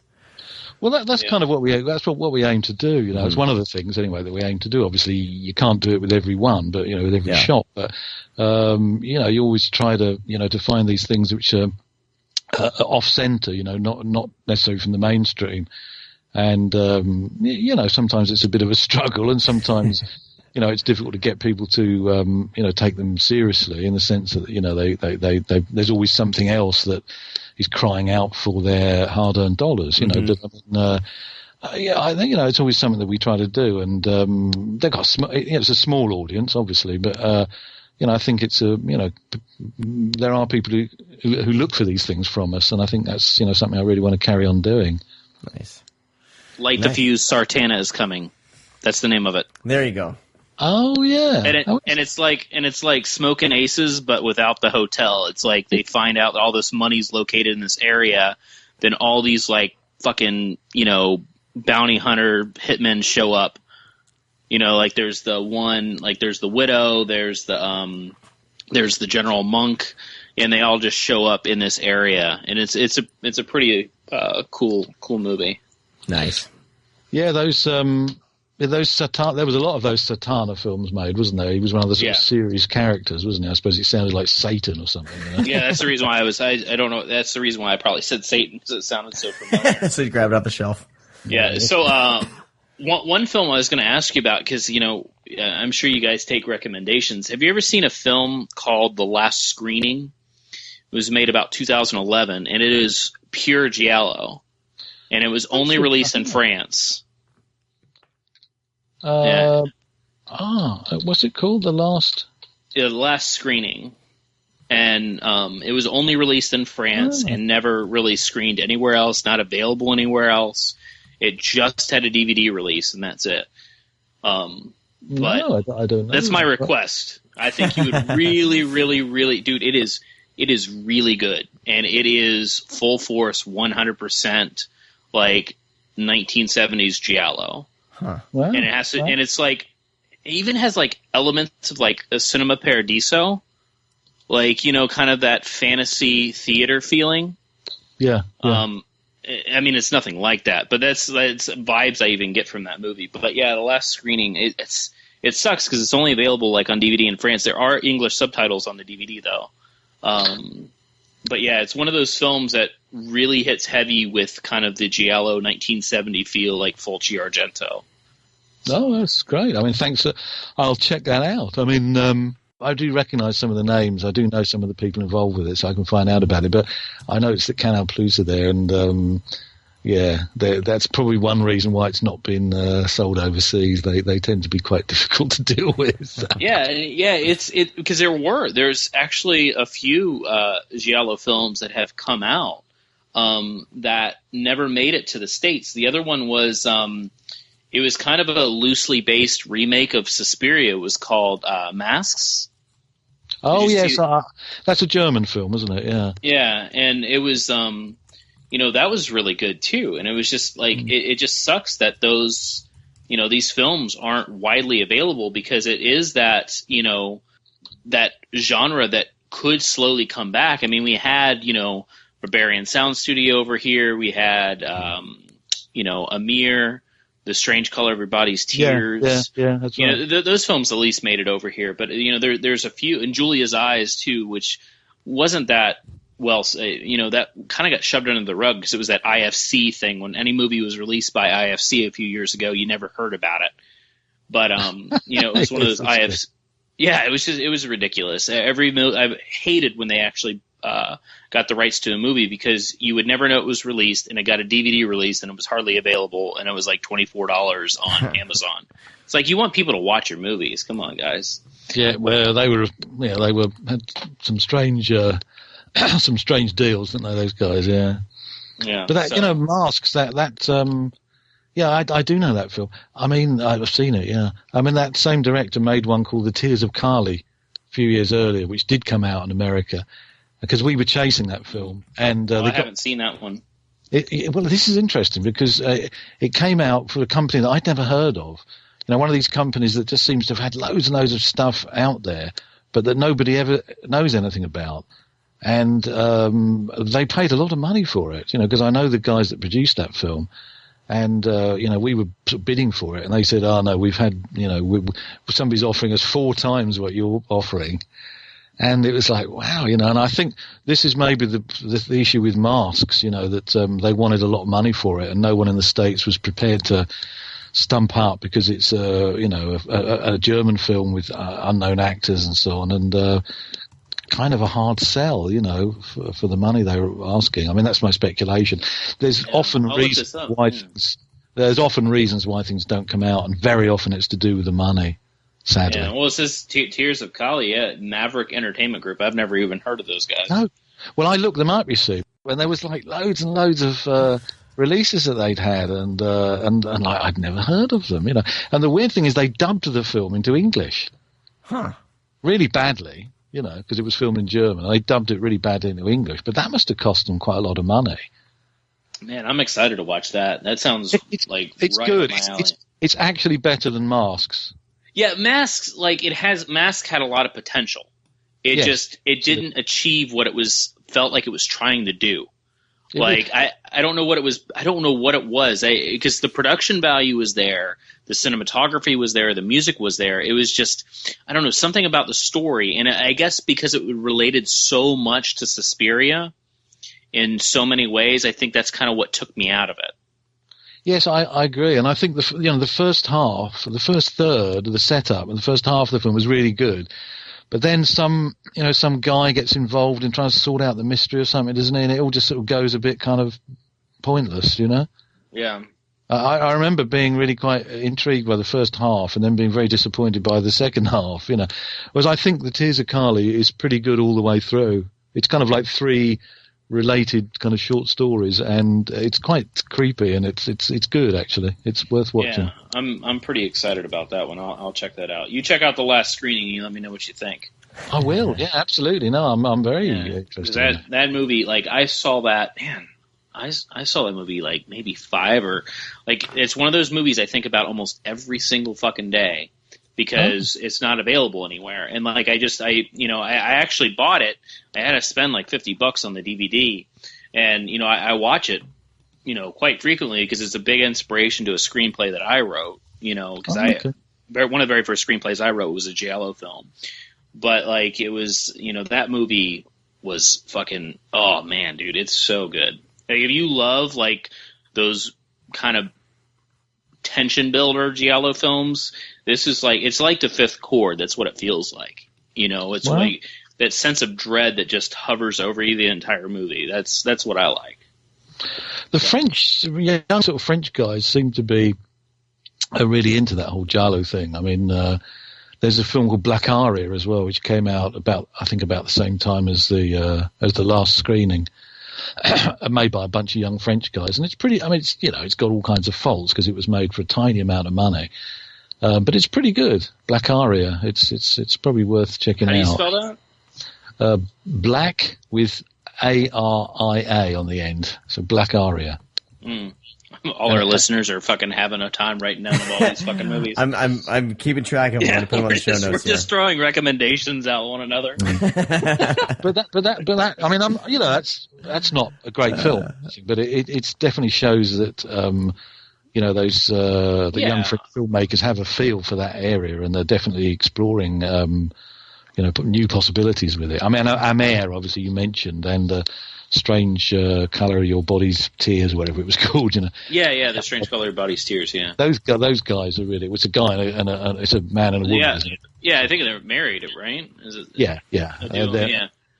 I mean, they're obviously really influenced by that kind of 70s Italian, 60s, 70s Italian stuff, and they're kind of taking it to another level. I think they're. Well, yeah, that was kind of like a mirror. They told a story through 3 acts as a woman, like a woman's womanhood. That's right. As well, like her, finding herself through these different situations, and that was a very bizarre movie, but it worked. It was very, very well done, and those are the types of films that really grab me. And like Barbarian Sound Studio was one of them that I absolutely fucking adored because you have this guy. Have you seen that one, Pete? With of course. Yeah, I know Peter. Yeah, fairly well. Yeah.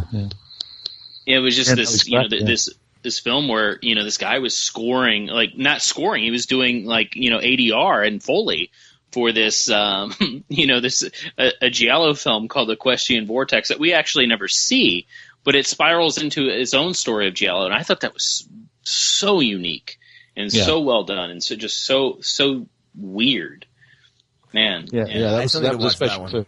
Yeah, that was a special film. Yeah, I got the UK Blu-rays. I need to. Yeah, pop it in soon. Oh, you haven't seen it yet? Not yet. I'm so far behind on my to-watch pile. It's ridiculous. Trust me, man. All of us are. Yeah. Well, everyone has their homework now. Yeah. We got some movies for you guys to check out. It's always good to to sort of bring up new things that people may have missed. Because we can't see everything, and. Sometimes it's like you were saying with that one, you see it and it really affects you, and you kind of think about it a lot, and that, you can't talk about it to anyone because no one else has seen it. Yeah. It's fun because people, we all have seen, different films, and I'm sure you sort a lot of stuff out with the shenanigans stuff that you watch. Yeah. Like, yes, you have to watch a lot of. So unsubtitled, kind of 10th generation, taken off a VHS kind of stuff. Sometimes it's difficult, to judge whether anything is actually any good, because obviously the visual film is a visual medium, and the visual quality of what you're looking at is really important. So when you're seeing a kind of a cropped, 10th generation, color film with all the color sort of taken out of it in a language you don't necessarily understand, I mean, that is kind of quite a tough call, isn't it? But that's what you have to do sometimes, isn't it? Wow. Yeah. Awesome. So, well, okay. Pete, thank you so much for talking with us about this. I mean, it's one of those things where we all, especially you and Brad, can keep on going. Yes, but it is half. It is midnight here in the UK, so maybe thanks for staying up and doing this with us. I'll start to burble in a little bit. So better stop now. Well, thank you for talking with us about Elizabeth in Women's Skin. I believe you guys are stocking the stores that requested. You have plenty in stock, correct? I know that Grindhouse Video just got some in stock. Yes, we were. Yeah, it kind of it sold more quickly than we expected. So, but there was a little window where we didn't have any, but it's all out there again now. Good. So the scalpers on eBay can relax, chill out. Yes. Plenty of stock. Well, I noticed that the red box edition is there is a couple of people selling that on eBay. That stuff that always happens. Whatever. I know. I just honestly, folks, it's not us. Trust me, we're not doing that. Yeah, people are quick to say, "Oh, that's the distributor doing it." Yes, it's not. Oh man. But this is. I'm glad to hear that it's in stock. I know that a couple of people over the weekend that I was talking to online were trying to find it, and I guess they had checked like 3 or 4 different places, and they didn't have it in stock. Grindhouse Video though had it in stock. Grindhousevideo.com. They have some in stock there. I believe he's selling for $19.95. A few of you got a good deal because he priced it wrong on accident. Oh, good point. Yeah. But you can get those there for sure. He has those in stock, and then it's good to hear that other stores, if you're looking for them, will be getting them in stock. So everyone, relax, buy the film. This is worth it. I mean, $19.95. That's a fantastic deal for this. It's just it's so stacked. I look at if I'm going to spend money on a movie, I want it to last me a while as far as digging through it, and the extras, especially on films like this, the extras are just fantastic. So it gets a high recommendation from me for sure. Oh, thank you very much. Oh, All right, Brad, do you have anything else for us before we close out? No, I'm going to email Pete like a ton of titles now. Just going through. Awesome. Brad's wheels are turning. All right, Pete. Thanks again. We will definitely have you back on when some of these other titles come out for sure. Because I definitely would like to. I'm definitely going to be grabbing them, and we'll probably have questions. That'd be great. Well, I look forward to it.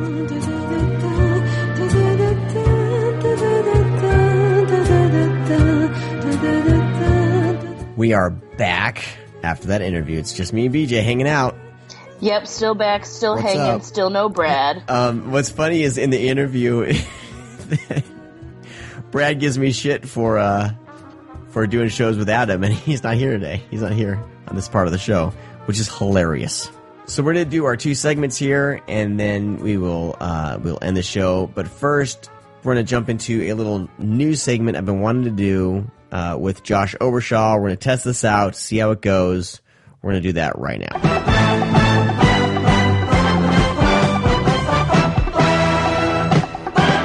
All right. Well, I've been wanting to do this little thing for some time, and I know that Josh Obershaw has been hard at work over at thescreamcast.com, putting up news and information about releases and all that stuff. And I wanted to try to do this little segment where we bring Josh on, and he can rattle off some of the some of the news items of note that have happened within the week, and kind of see how this goes. So, Josh, what's up, man? How you doing, Sean? Thanks for having me on again. Of course. We're going to see how this goes, and maybe have it be a weekly thing or bi-monthly thing or whatever. So Sounds good. So it's been a pretty I can't even talk. Pretty busy week. But I'm going to turn it over to you. What are some of the things that you think our listeners should be paying attention to? Well, the first thing I want to start off with is an update from Scream Factory regarding a title they announced way back when at San Diego Comic-Con last year, and that's 1992's Death Becomes Her. And this is going to be a collector's edition. It's still coming out April 26th. I know it's been kind of delayed a couple of times, I believe, but it's definitely coming out April 26th. And the update is they've revealed the list of extras. And those include a new making of featurette called The Making of Death Becomes Her. It has interviews with director Robert Zemeckis, the writer David Koepp, and director of photography Dean Cundy. There's also a vintage making of featurette along with it, a photo gallery, and an original trailer. And that's pretty much it. That's it for the extras. I mean, for a collector's edition, it's kind of a little light on the extras. It doesn't even have new key art. Huh. But so that's the update on Death Becomes Her. Next, we have from Kino, The Taking of Pelham 123. Now, this is the original 1974 film starring Walter Matthau and Robert Shaw. It's coming out as a 42nd anniversary special edition, and there's a lot of features on this one. Nice. You've got a new interview with Hector Elizondo, an interview with composer David Shire, an interview with editor Jerry Greenberg. There's also a commentary with past ScreamCast guest Pat Healy and film historian, Jim Healy. Oh, really? Yeah. I didn't notice that. That's going to be interesting. Another thing is an animated montage of stills and posters. Now, this is kind of not your run-of-the-mill gallery of such things, so that's actually kind of cool. There's going to be a reversible Blu-ray art, and that one's coming out July 5th, so take note of that. And, Friday was a busy one for Arrow. They revealed a bunch of Blu-rays that are going to be releasing on both sides of the Atlantic. For the U.S., they're going to be releasing Ray Harryhausen's Special Effects Titan. This is the documentary by Giles Penso. Hope I'm saying that right. It's got a bunch of interviews with Harryhausen himself, Joe Dante, John Landis, some of the big names you can think of.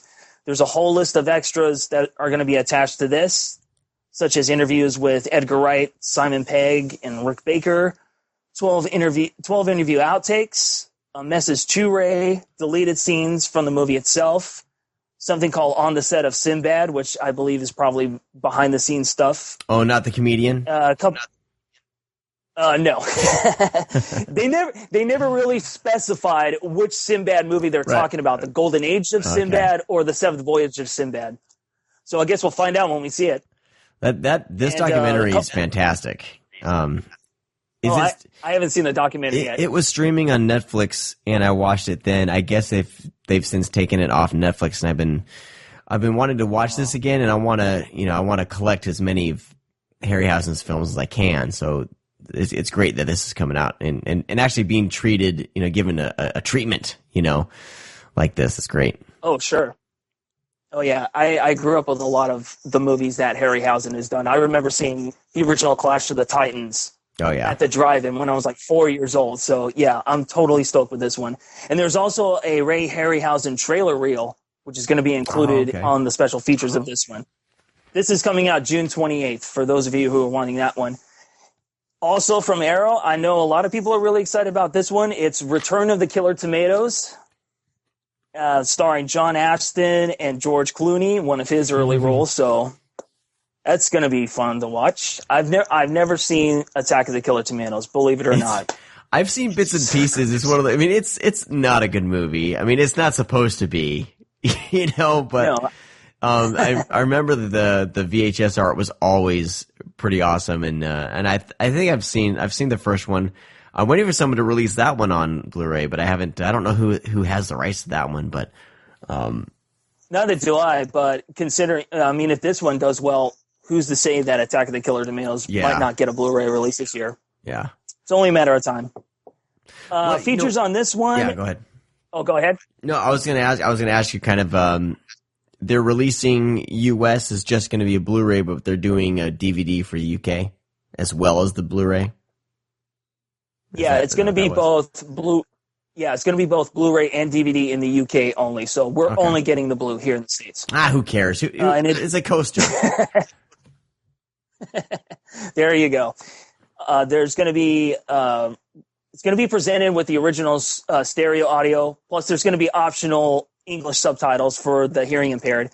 There's going to be a new commentary with the writer and director John DeBello, a new interview with actor Anthony Stark, an original trailer, reversible sleeve with new art by Matthew Griffin, and a fully illustrated collector's booklet featuring new writing by critic James Oliver. Nice. And this one is also coming out June 28th, by the way.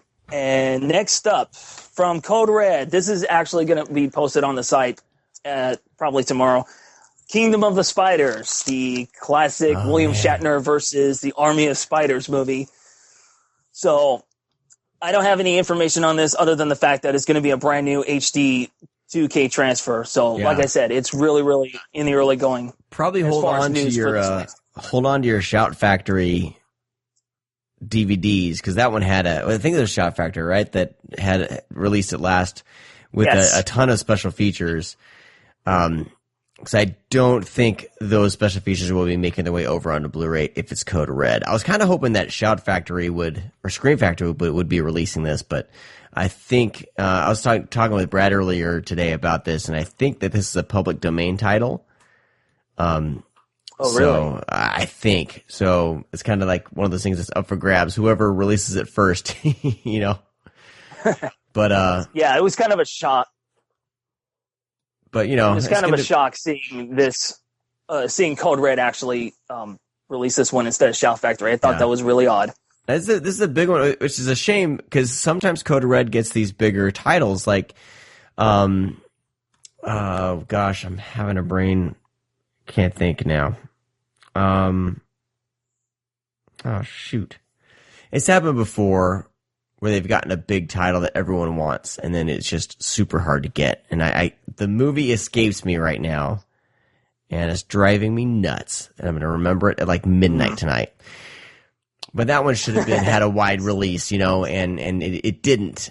And I'm lucky enough to have got that one on Blu-ray. Oh gosh, what is that film? Well, speaking of, it's going to bug you all night, isn't it? God, man. Okay. Well, speaking of Code Red, they announced that they're going to be bringing to Blu-ray the 1983 Conan cash-in Iron Master. And the only news that I have about that is an interview with Umberto Lenzi that's going to be all new. But other than that, there's nothing on the Code Red front. However, 5 days later, UK's 88 Films announced that they are going to be releasing Iron Master as well. Yeah, that's a tough one because I've been trying to get verification from 88 Films because apparently Code Red is releasing the uncut version because in the beginning there is they kill like a real life boar, so in the UK I think that was cut. So I'm unsure if 88 Films is releasing the uncut version or the UK cut version, but it's like but if it's just for that one scene of them killing a boar, I could really care less. But I'm trying to that's true. I'm trying to get verification from them. They have been ignoring my tweets, and they've ignored everyone on Facebook who's been asking about it. So I'm guessing that the 88 Films might be the cut version. But until we know exactly what's cut, like I said, I think that it's just the animal violence, the real life animal violence. You know, that's not gonna make it or break it for me. So, little caveat there. All right, this is a title I haven't seen, so I didn't know what the semantics were about what was going to be left on the cutting room floor if it is going to be a cut version.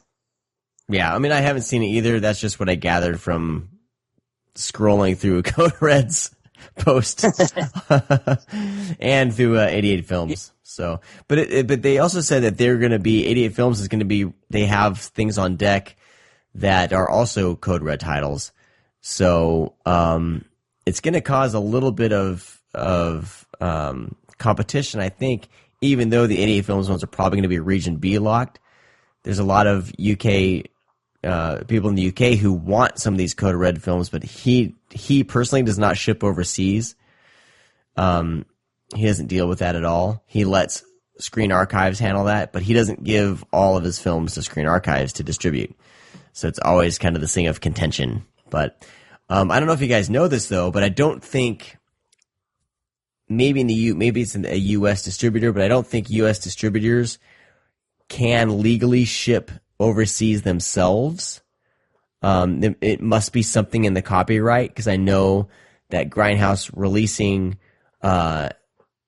sends everyone asking about everyone who's overseas asking about buying, like they're trying to buy like the Pieces Blu-ray. They send everyone to Diabolic DVD, diabolicdvd.com, to handle the international sales. So I think there's something like legit about, companies selling stuff like movies, if they have only paid for the U.S. or the American rights, region A rights, that they are not allowed to sell it overseas. But you can get over that with a distributor, like a store. Okay, so that's how the whole import thing works. Yeah, I think it's different, possibly different in the UK, because I know the Arrow sends stuff here themselves. So I just think, because that's the thing. Like, people get on Code Red's butt about that and kind of bitch and moan about it. But I'm like, I've seen it from other distributors. Their kind of hands are tied the same thing, the same way. So I don't know. So, but I think some competition to Code Red would be good, because some of these titles either it's going to be fun to watch. Oh yeah, it'll be entertaining. Go to the Code Red DVD Facebook group, and you'll be in for some fun. Well, Sean, that's all the news I got for this week. Cool, man. But so yeah. Sounds good. Awkward silence there, sorry. No. So keep your eyes on the ScreamCast.com. Josh is pretty much posting all the news over there. Occasionally, Brad and I will get in on it, but me and the 3 kids and the job and everything, I have a hard time keeping up with the stuff. Because that would mean I would have to use my work computer, which is kind of on some of the stuff. Dicey. Yeah. So I appreciate you stepping in and helping us out with all this. It is very much appreciated. So, all right. Well, we'll see how the response goes for this, and hopefully we'll have you back next week. Everyone, let us know what you thought of this little news segment. Give us some feedback, and I think it's fun. It adds a little bit to the show. We'll go from there. It's actually been really fun. All right, Josh. It's been really fun. Hopefully we'll see you guys next week. Thanks, Josh, for all you do. Appreciate it. No problem.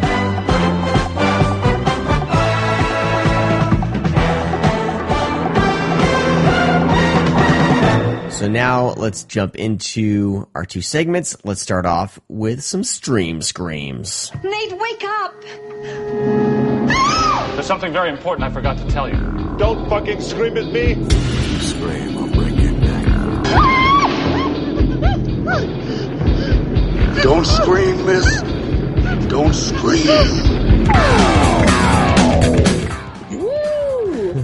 Today we're talking 2009's, I think it was a straight-to-video, The Hills Run Red. It was straight to DVD, and that's a fucking bummer, because it's awesome. It is. Directed by Dave Parker, and this is one, I want to say I had, a renaissance in horror movies, kind of diving into the deep end and more kind of extreme horror movies, because up till then I was dabbling in the 80s, Friday the 13th, and rewatching all those, and Nightmare on Elm Street, and kind of starting to get into movies like Demons and things like that.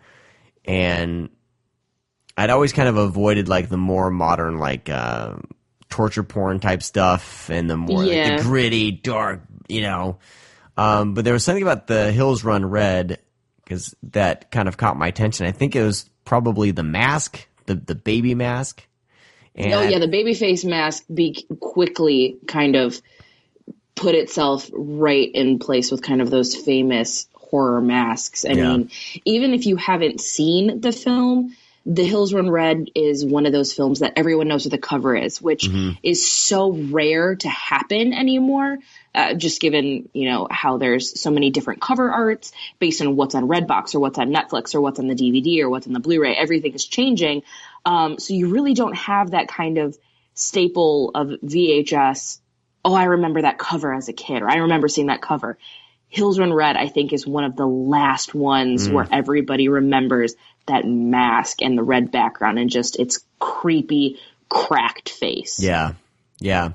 The story's about. I mean, it's your basic kind of. It's almost like it's a backwoods slasher, but I mean, it's a group of like horror fans. But it's a smart backwoods slasher. Right. It's like we're post Scream, so the our heroes, our main character, not necessarily heroes, our main characters though are horror fans. They know what to expect. I think one of them is a filmmaker, right? I don't remember if he's an actual filmmaker or if he's obsessed with I can't remember the fictional film of The Hills Run Red. Right. That's what it is. He's just fascinated by it and completely obsessed with not just the film. He's also obsessed with the director who mysteriously disappeared. Which I think is also very telling of kind of the society and the generation that this film was made for, because there are so many of us that are obsessed with a specific director. It's not, I really like horror movies. It's, I really like the films of X, Y, and Z. So it's a backwoods slasher, but it's fucking smart. Yes, and in the beginning, we're introduced to the actress Sophie Monk. You would like her. I didn't know what to expect with this film, and it started, and luckily everyone was in bed. But she is a good-looking woman, and I was not expecting she's real to cute. see so much of her. And I mean, that's it. It made an impression. Well, that's what's also fun about it being a slasher is that it's similar to Scream, where it's paying homage but also writing a love letter to the genre. There's so many elements that are very much of kind of that golden slasher age of like, hey, you think this girl's hot? Good news, you're going to see every inch of her. And here I am. I'm sounding like the pig right now, but she's an attractive woman, and what are you going to do? You're fine. What am I going to do? Cover my own eyes?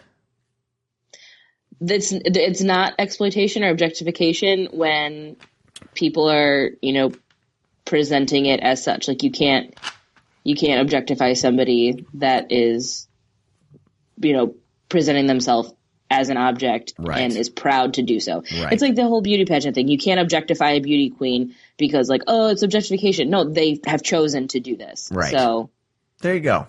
That's the argument I always give. You're welcome. You're not scum. If you walk up to her on the street and you're like, oh, you're a hot piece of ass. Yeah, you're a piece of shit. Right. So don't worry about it. But this also stars William Sadler, which I'm always happy to see him in films. But the other actors, I'm not sure. I don't really recognize. Do you know what other movies that they've been in? Which actor?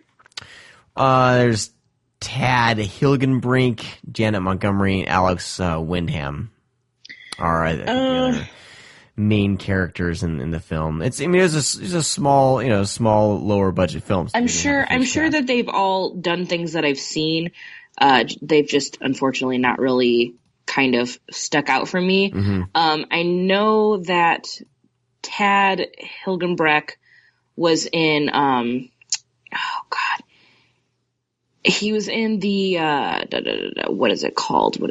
Amusement? The like that weird amusement park like clown killer movie. Oh, okay. Yeah. Yeah, he's kind of like one of the main dudes in that. Because that movie's centered mostly around girls, but he's like the dude in that. But I don't think that he's really done anything since The Hills Run Red, like anything of merit, that is. So I don't think he's done anything. And then Janet Montgomery, oh God, I'm not entirely. Oh, she's on Salem. I'm a fucking idiot. Yeah, she's on Salem, and she was in the Christmas episode of Black Mirror. And that's all I've got. I'm sure she's done plenty of other things, but that's all I've got. Everyone else, I don't know you. Well, the reason why we're bringing this up is like this was not was not released in Blu-ray yet, but you can get an HD copy on Vudu, Vudu.com, or at probably any streaming service. You can probably find this streaming HD, and it's owned by Warner Brothers. So I don't know if this will ever see a physical release, but you can get it in its HD glory through these streaming services. So that's why we wanted to bring it up. I know that. Oh gosh. Well, you can get it on DVD. Yeah. But yeah, as far as like anything better, probably not for a while, which is a bummer. Never made the jump to Blu-ray. And Rob, I'm going to butcher his last name. He's writing for Blumhouse right now. Was doing Icons of Fright. Rob Gluzzo. Gluzzo, yes. Sorry, I muted myself in the middle of that somehow. He wrote a great little write-up on Blumhouse.com about films. He has 2 articles up there right now, but one's foreign films that haven't made it to Blu-ray that should, and then kind of domestic films that never made it the jump to Blu-ray from DVD that should. And this was on that list. So yeah, it absolutely should. And if anyone out there watched Tales of Halloween, Dave Parker's segment was the opening. Sweet Tooth, and that was probably one of the best of the whole thing. So, you know, if you're looking for more of his work, you definitely want to check it out, because it's creepy and weird and awesome. And Dave Parker should be getting $1 billion to make whatever he wants, because he's super talented. Oh, that's right. He did that Sweet Tooth one. Mm-hmm. So like that anthology opens on a hell of a high note. And he sets the bar for that whole movie. I'm trying to remember. Like that one had how many little episodes were in that? 10. 10. Mm-hmm. I have a list somewhere of my favorite ones, but that definitely was on there. Yeah, it's great. Hills or Nut is so fantastic, and I think it gets lost because there were so many shitty movies that came out kind of in that early to mid 2000s, where just everything was getting dumped on direct to DVD, because that's when the start of not having money for this sort of stuff started to really kick in, because that's when piracy really started to rear its head, and so many movies just got dumped. And this was one that did, and it shouldn't have, because it's wonderful, and it's so much fun, and it's a horror fan's horror movie. Yeah, this is where I credit the horror websites, because I remember at the time I was reading a lot of Bloody Disgusting and Dread Central. I think were the 2 main ones that I was reading. Probably the only 2 that were really of any note at that time. At least that I knew of, because I was kind of like trying to find everything I could. Like I would go through Dread Central and just like go to reviews and what movies have I missed, and just make a list of all the things that had like 3.5 or more daggers. And this one got talked up quite a bit by all these websites. So I would have never checked it out if it wasn't for Dread Central or Bloody Disgusting for sure. Yeah, no, this was definitely one that I think has the following it does based on word of mouth, which kind of goes back to my talking about it being similar to, finding that gem of the VHS tape. I think this was definitely that gem, whereas we don't have video stores anymore, but we do have kind of the fucking landfill of direct to DVD stuff. And this is that diamond in the rough. This is the one that you would, scrounge to find the one good thing. And this is the one good thing. I know a lot of people aren't sure how to take this film, because it is a lot more brutal than you think it would be, but I just think it's a lot of fun. I think that and ultimately that's what I'm looking for with my horror films now, is I'm really just looking for something that's fun, and it's a well-crafted film. It's very, very smart, and it's fun. So 2 thumbs up, toots the house down. I think it's great. Yeah. I don't know what it is about, like, because it does get grisly. It goes dark. Oh yeah, it gets at some super points. dark. But I think, I don't know. Like, it's not. It's just trying to be its own thing, and it knows what it is, and it knows the tropes that these slasher movies follow. Mm-hmm. But it's done with a cleverness, I think. Even though it takes itself seriously and gets really brutal, it's not, I guess, overly trying to play for laughs. It's not. It knows its audience is smart, and it knows its audience is well versed in these films, so it doesn't have to try to joke it up, and be, like, try to be an 80s slasher. It's its own thing. I think a lot of these movies try too hard, I think, to just, ape what's done before. Mm-hmm. And there's just something about this one. Like, this, did this come out at the same time as Wolf Creek? I don't know if it was the same time. I don't know if it was the exact same time, but definitely in that sort of same couple of years. There's like all these movies were kind of coming out like they were a slasher, but they were just kind of like everyone was just caked in dirt and blood, Yeah. And just grimy. But this is one of those movies that I think definitely got it right. And if you haven't seen it, you can rent it on Vudu.com. Wolf Creek came out first. Okay.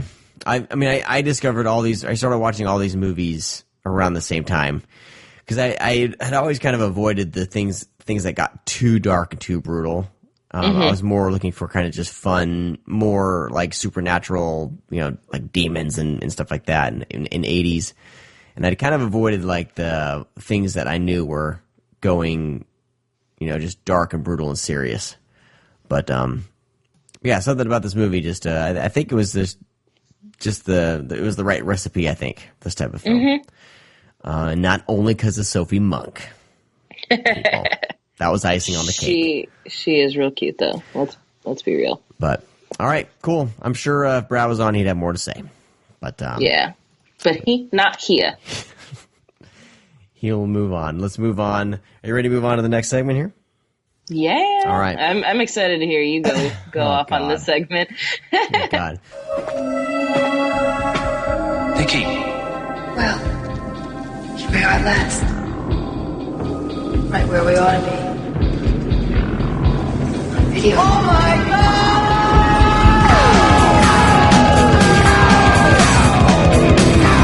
God! Earlier in the week, Brad and I were trying to figure out what movies we're going to cover for these segments, and he gave me a list, and I just, picked from the list.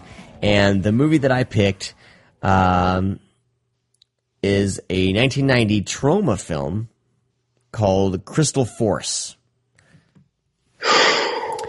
And just before he turned us down to come on the show tonight, he texted me saying, "Turn us down." That's before he decided to just not want to be on the show with us and go hang out with his lady friend, as he should have. But he said that this technically shouldn't be in the VHS Oh My God segment because technically it's on DVD. So after I told him I hated him because I watched this film already, I did some digging around, and Troma is releasing this as a kind of burn-on-demand service. So if you buy this from Amazon, they will burn you a DVD-R of the VHS transfer, basically. And it's the transfer that they're actually showing on their own YouTube website. So you can watch this for free on YouTube on Troma's channel. So I'm like, technically it's on DVD, but it's not a better transfer than you'll get from VHS. So yeah, I think with all those caveats. There you go. You can read. I Third believe time's in a you. charm. We'll give this one a pass. So, Crystal Force. Here we go. 1990. Directed by Laura Keats, a woman. Mm-hmm. Surprisingly enough, because there's a lot of TNA in this one. I don't know if I really know the plot. I don't know. Like, a woman finds a crystal, or is given a crystal by this mustached guy walking dogs. He's the master of the crystal. Master of the crystal. And all hell breaks loose in the last 15 minutes. Yep, pretty much. But it's so it opens up like, I don't know, like there's a funeral, so someone has died, and our main character, I just had a hard time following this film. There's not much to follow, if I'm going to be completely honest with you. So don't feel bad. I think the problem with a film like Crystal Force is that it is being, created by Troma. And we have this weird love and affinity for Troma because they're a little schlocky, they're kind of shitty, and everyone's like, oh, well, that's just the style, that's the Troma style. And because of that, people make excuses for the films that legitimately just aren't fucking any good. And Crystal Force is one of those films. Like Toxic Avenger, kind of cheeseball. Return to Nukem High, total cheeseball. But they're fun. They're still really fun. Crystal Force is a hot fucking mess, but we give it a pass because, oh, well, it's a Troma film. You have to get Troma films. No, I get Troma films. I understand Troma films. This is just a shitty movie. That's my question is, was this made by Troma or was this released by them? I think it was released by Troma. Right. So there's like a slight difference because the Troma movies like Toxic Avenger, those things are batshit crazy.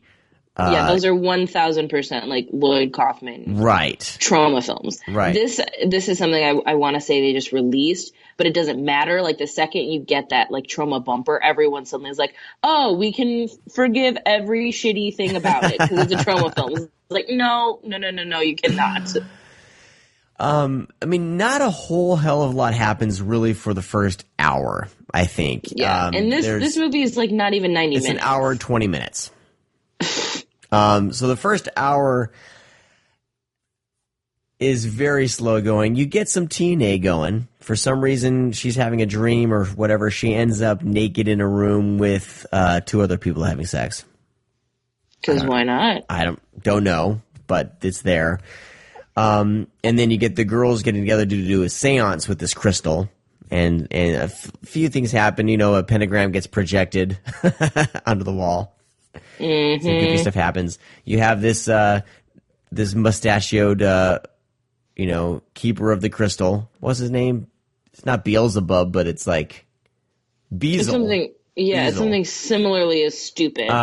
He's kind of lurking in the background, kind of giggling and monologuing to himself. But then within the last 20 minutes, the demon or whatever is summoned from the pentagram, and some things go down, and it is not very well shot. Or and it's not even cheesy in like a fun ridiculousness. It's just bad. There's I'm lost on who all the main characters are. I'm like Brad says, I'm horrible at retelling movies, and I apologize. But the main guy character, is it Sparky? Is that him or is it Jack? Is it Sparky? Risky. There's Risky and Jack. I don't know who the main character was. Anyway, all the girls get attacked by this thing. They all move out in front of the house. The police are called. He says something like, call for backup to the girls.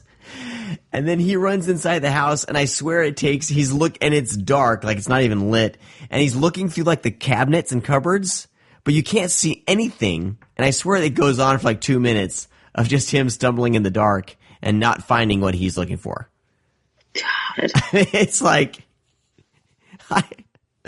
I paused it and went and did something and came back to finish watching it, and he was still looking through the cabinet, so it felt like it was 10 minutes. It probably was 10 minutes. They probably were like, how can we stretch this hour movie into an actual feature film? It's pretty bad. I mean, the only thing really going for it is the cover art is pretty fantastic. It is really cool. You know that this film has a sequel? I just saw that. I'm never going to watch it because I have better things to do What's with it my called? life. Crystal Force 2 Dark Angel. Because we couldn't think of another, if anything less. Because it's 1994, and that's what we had to do. If it sounds like it could be a screen name, we're using it. Oh, man. Anyway, I posted that I was watching this on one of the Facebook forums and Facebook groups or whatever, and somebody was like, oh, I remember that when I was a kid. Does it hold up? And I was like, no. This thing is not good at all. So if you want to brave this thing, it's on YouTube, Troma's channel. It's legit YouTube. I mean, that's kind of cool, I think. Yeah, because it's got like the commercial breaks in it, and I didn't see any commercial breaks. What? Mine has commercial breaks. Really? Like ad breaks, I should say. Mine never had any ads. YouTube ad breaks. I was watching it on my phone. Jealous? Oh, maybe that might be why. Because I was like, why project this to my... I mean, actually, I watched half of it projected to my TV, which is this cool thing in the YouTube app where it's like, if you have a compatible Blu-ray player, you just press the thing and all of a sudden it shows up on your TV, which is pretty awesome. Yeah, I use my Chromecast for that, which is pretty sweet. So that's cool. But then after I was watching it on the big screen, I was like, yeah, I don't really have to. So I kind of would have it on while I was like washing dishes. Well, I mean, there's only one way to watch a movie that has a rotating pentagram projection on the wall. And fantastic. Doing chores is probably hilarious. The best. Well, it just wasn't going anywhere. Normally I like to sit down without distractions. But by 30 minutes in, I knew this wasn't going to go anywhere for a while. And I kind of... if you've seen enough of these movies, you know that, okay, they're going to get batshit in the last 10 to 15 minutes. So let me kind of ride it out till then. And and sometimes it's worth the wait. In this case, I mean, there's a few giggles, but, it's a movie, folks. Yep. It wasn't as amazing as I wanted it to be. Just say that.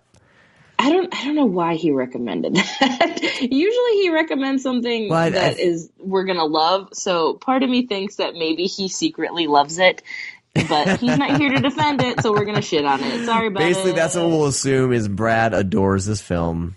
Well, I guarantee you he saw it when he was like 13. Yeah, you heard it here first, guys. Brad Henderson loves Crystal Force.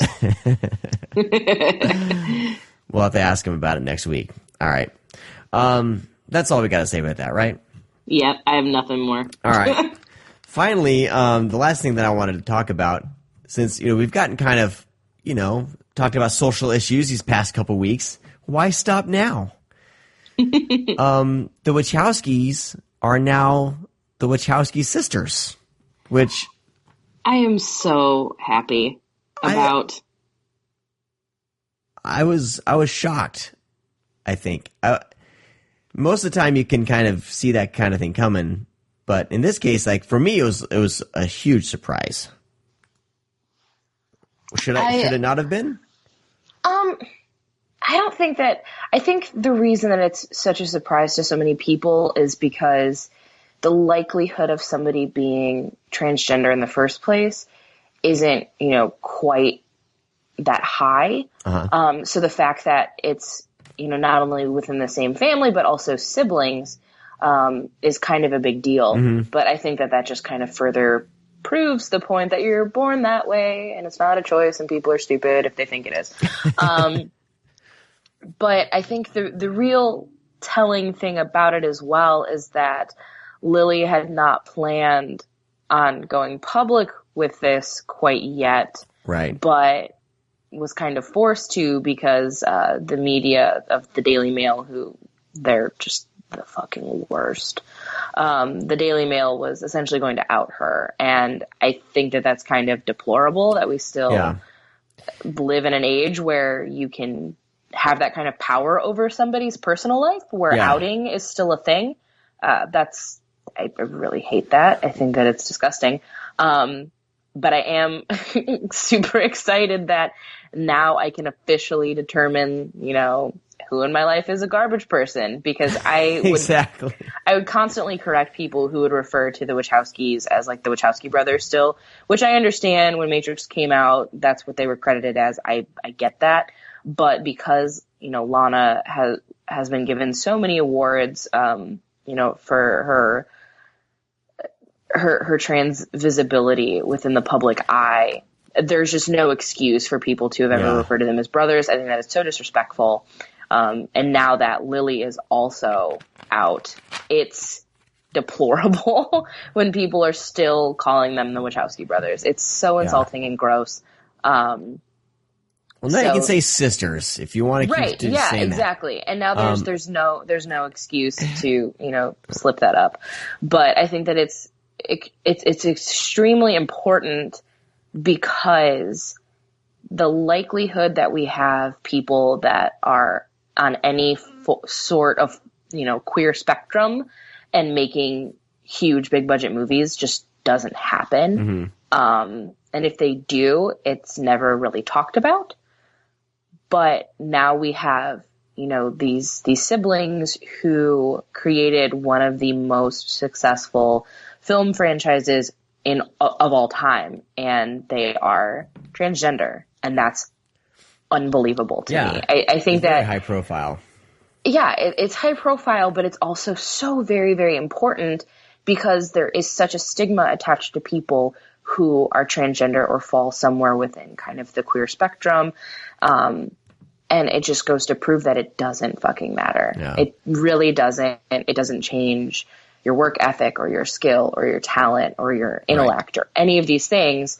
And the Wachowski sisters are living proof of that. And I am so happy that, now they can finally be who they always have been, the way they would have loved to have always been. And I'm really excited to see, what comes from them. I mean, I don't know if you watched Sense8 at all. I started watching it. Yeah, I haven't finished it yet. And I think that they're already just creating, especially ever since Lana, transitioned. It seems that their work started to become a little bit more, socially conscious and progressive. And that's exciting to me because that makes me think that we're going to finally get these stories from different viewpoints that we haven't been getting. I mean, I'm sure that there are plenty of interesting stories that still have yet to be told by straight cis white men. I'm pretty sure that there's probably a couple more we haven't heard. But the idea that, not only do we have trans creators, but siblings that are trans that are going to be telling stories is so fucking cool to me. I don't know. I'm pumped about it. I think that it's a great day for not only female filmmakers, but, trans filmmakers and genre films as a whole, because I think that the high profile announcement of this is going to make, hopefully, in a perfect world, will hopefully make it easier for those that aren't cis white straight men to, get work, Yeah. And you don't have to be like, leaning socially like in your work, because a lot of people think like, oh, they're transgender, so now they're just gonna make a bunch of transgender movies, and that's just not true. But they're filmmakers and storytellers first and foremost, and nothing's gonna change. I thought it was interesting how is it Lana? She got a transition like under the radar. I remember I didn't really pay any attention. Both did. Yeah. Lana, what happened is they like kind of fell off the planet for a little bit, and nobody really knew what was going on with the Wachowskis. And then Lana became this kind of public figure. She reintroduced herself, which was, fantastic. And then they started creating again, but we didn't really see a lot of Lily. We saw a lot of Lana. Lana became very visible. She spoke at the GLAAD Awards and all sorts of stuff, and kind of became this social figure. But Lily kind of fell to the wayside, and nobody really saw much of her. And now we know why. Because for a while I thought it was just because Lana had come out as transgender, and that was we're finally becoming a bit more progressive, and that we accept and are more understanding when this happens, and it's not like your life is over, your career has ended. That just, to some extent, that obviously that's going to happen. People are shitty no matter what. No matter how you slice it, people are shitty. But it's not nearly as problematic as it used to be. It's still definitely got a lot of ways to go, but it's not, an end of the world sort of situation. Yeah. But I figured, Lana's in the public, so yeah, nobody really wants to talk to, who at the time would have been, I believe, Andy. Nobody really cares because, it's just another straight white dude. Nobody cares. But now we know the real reason that we, weren't seeing much of, who would have been Andy was because, Lily. And yeah. I think that it's very cool that both of them were kind of able to transition on their own terms and out of the limelight, because that's a crazy enough process to begin with, but then to add the fact that these are such well-known figures. Mm-hmm. I mean, fucking God bless Caitlyn Jenner. I could not do that. I could not, document every moment of, something like that. Yeah. But I mean, it's not an easy thing to do, to come out like that, especially given the fact that, there's going to be the people that are going to say shitty things because, Lana came out first, and it's going to be obnoxious because people are just so ignorant on the topic. But Lily seems to be very happy. And, the photo she posted, she looks so genuinely happy. And then you compare that to the photos of the Wachowski sisters pre-transition, and it is like night and day. There is so much joy and life and happiness in their faces. And, anybody can see that just by looking at photos of them. So anyone who wants to say that it's not real, they can suck eggs. But it's like, but we're humans. We can we're kind of masters of our own destiny. So it's like if that's what makes you happy and you're not hurting anyone else, why the hell not? Just right, yeah. What I was gonna say about Lana was it was I had no idea because I was just I just didn't know where the Wachowskis had been, and I saw that documentary or them talking about Cloud Atlas, and I was like, oh shit, one of them's a woman now. Okay. It was just like, and I think that's what Lily wanted to do, but these shitty, press always thinks that they have to, get these scoops out, for just to sell or to get clicks now, right? Because that's all everyone's after right now is clicks. And to get a scoop of Lily, Daily Mail is just, they're so scummy. Yeah. Everything they do just makes me mad because I don't know why we haven't resorted to just treating them like the tabloid trash that they are, but for whatever reason, people still consider them to be like a respectable source of news, and they're the most disrespectful people. Yeah, it's gross.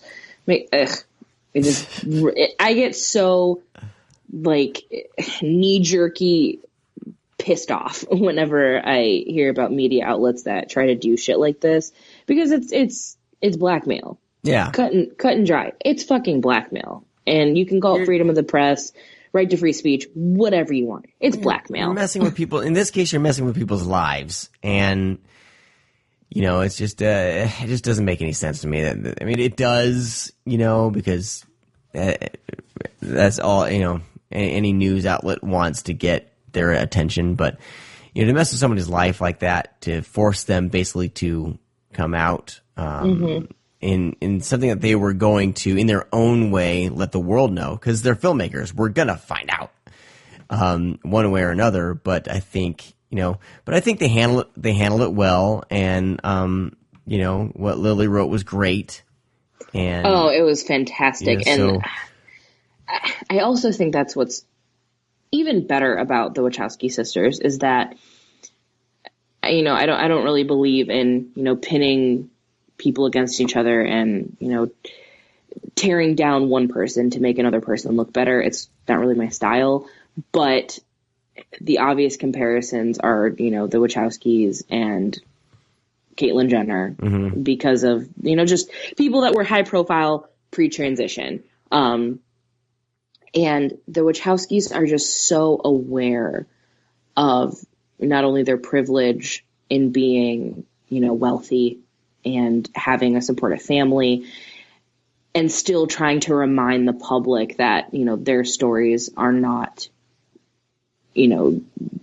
typical, and that the amount of people that are trans and are coming out or transitioning, it's a very difficult process.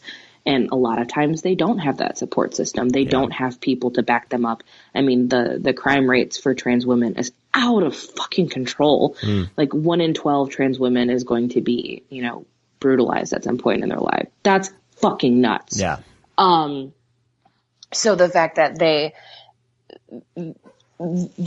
take, take it to heart how important it is for them to kind of be these pillars for the trans community, I think is wonderful, because they understand, kind of the with great power comes great responsibility sort of thing. And it just, they're the best people. Like I love hearing them. I am so ride or die for them. I've been, a big Wachowski fan since day one. And I'm just excited to see, where their art is going to go now that they're not going to be feeling quite so conflicted. Yeah, I mean, maybe that's part of it. I mean, people shit on, Jupiter Ascending quite a bit. And it's a goofball movie, but I think that's kind of what they were trying to do. Is just make this space opera, goofy space opera. But absolutely. But movies like, when I saw Cloud Atlas, like, to me, like, people will nitpick things to death. But to me, there's something about that film that's so honest and just beautiful. I adore that movie, and it had a huge kind of effect on me, because I can tell that they were telling a story from their heart, like no matter them. And then with the director of Run Lola Run, his name escapes me right now, but like them together, like that was something amazing, and it didn't really get the respect it deserved. So I'm hoping, that with their kind of newfound, like them being comfortable in their own skins now, and it'll give them the kind of maybe empowerment or the, I don't know, the creative juices flowing again to make something as affecting, I think, as Cloud Atlas. But, we'll see what happens. They're studio directors, and it's amazing that Cloud Atlas even got made. So I would love to see what they would do with like a Marvel property. Yeah. I would love that, because it would be totally fucking weird, and I would love it.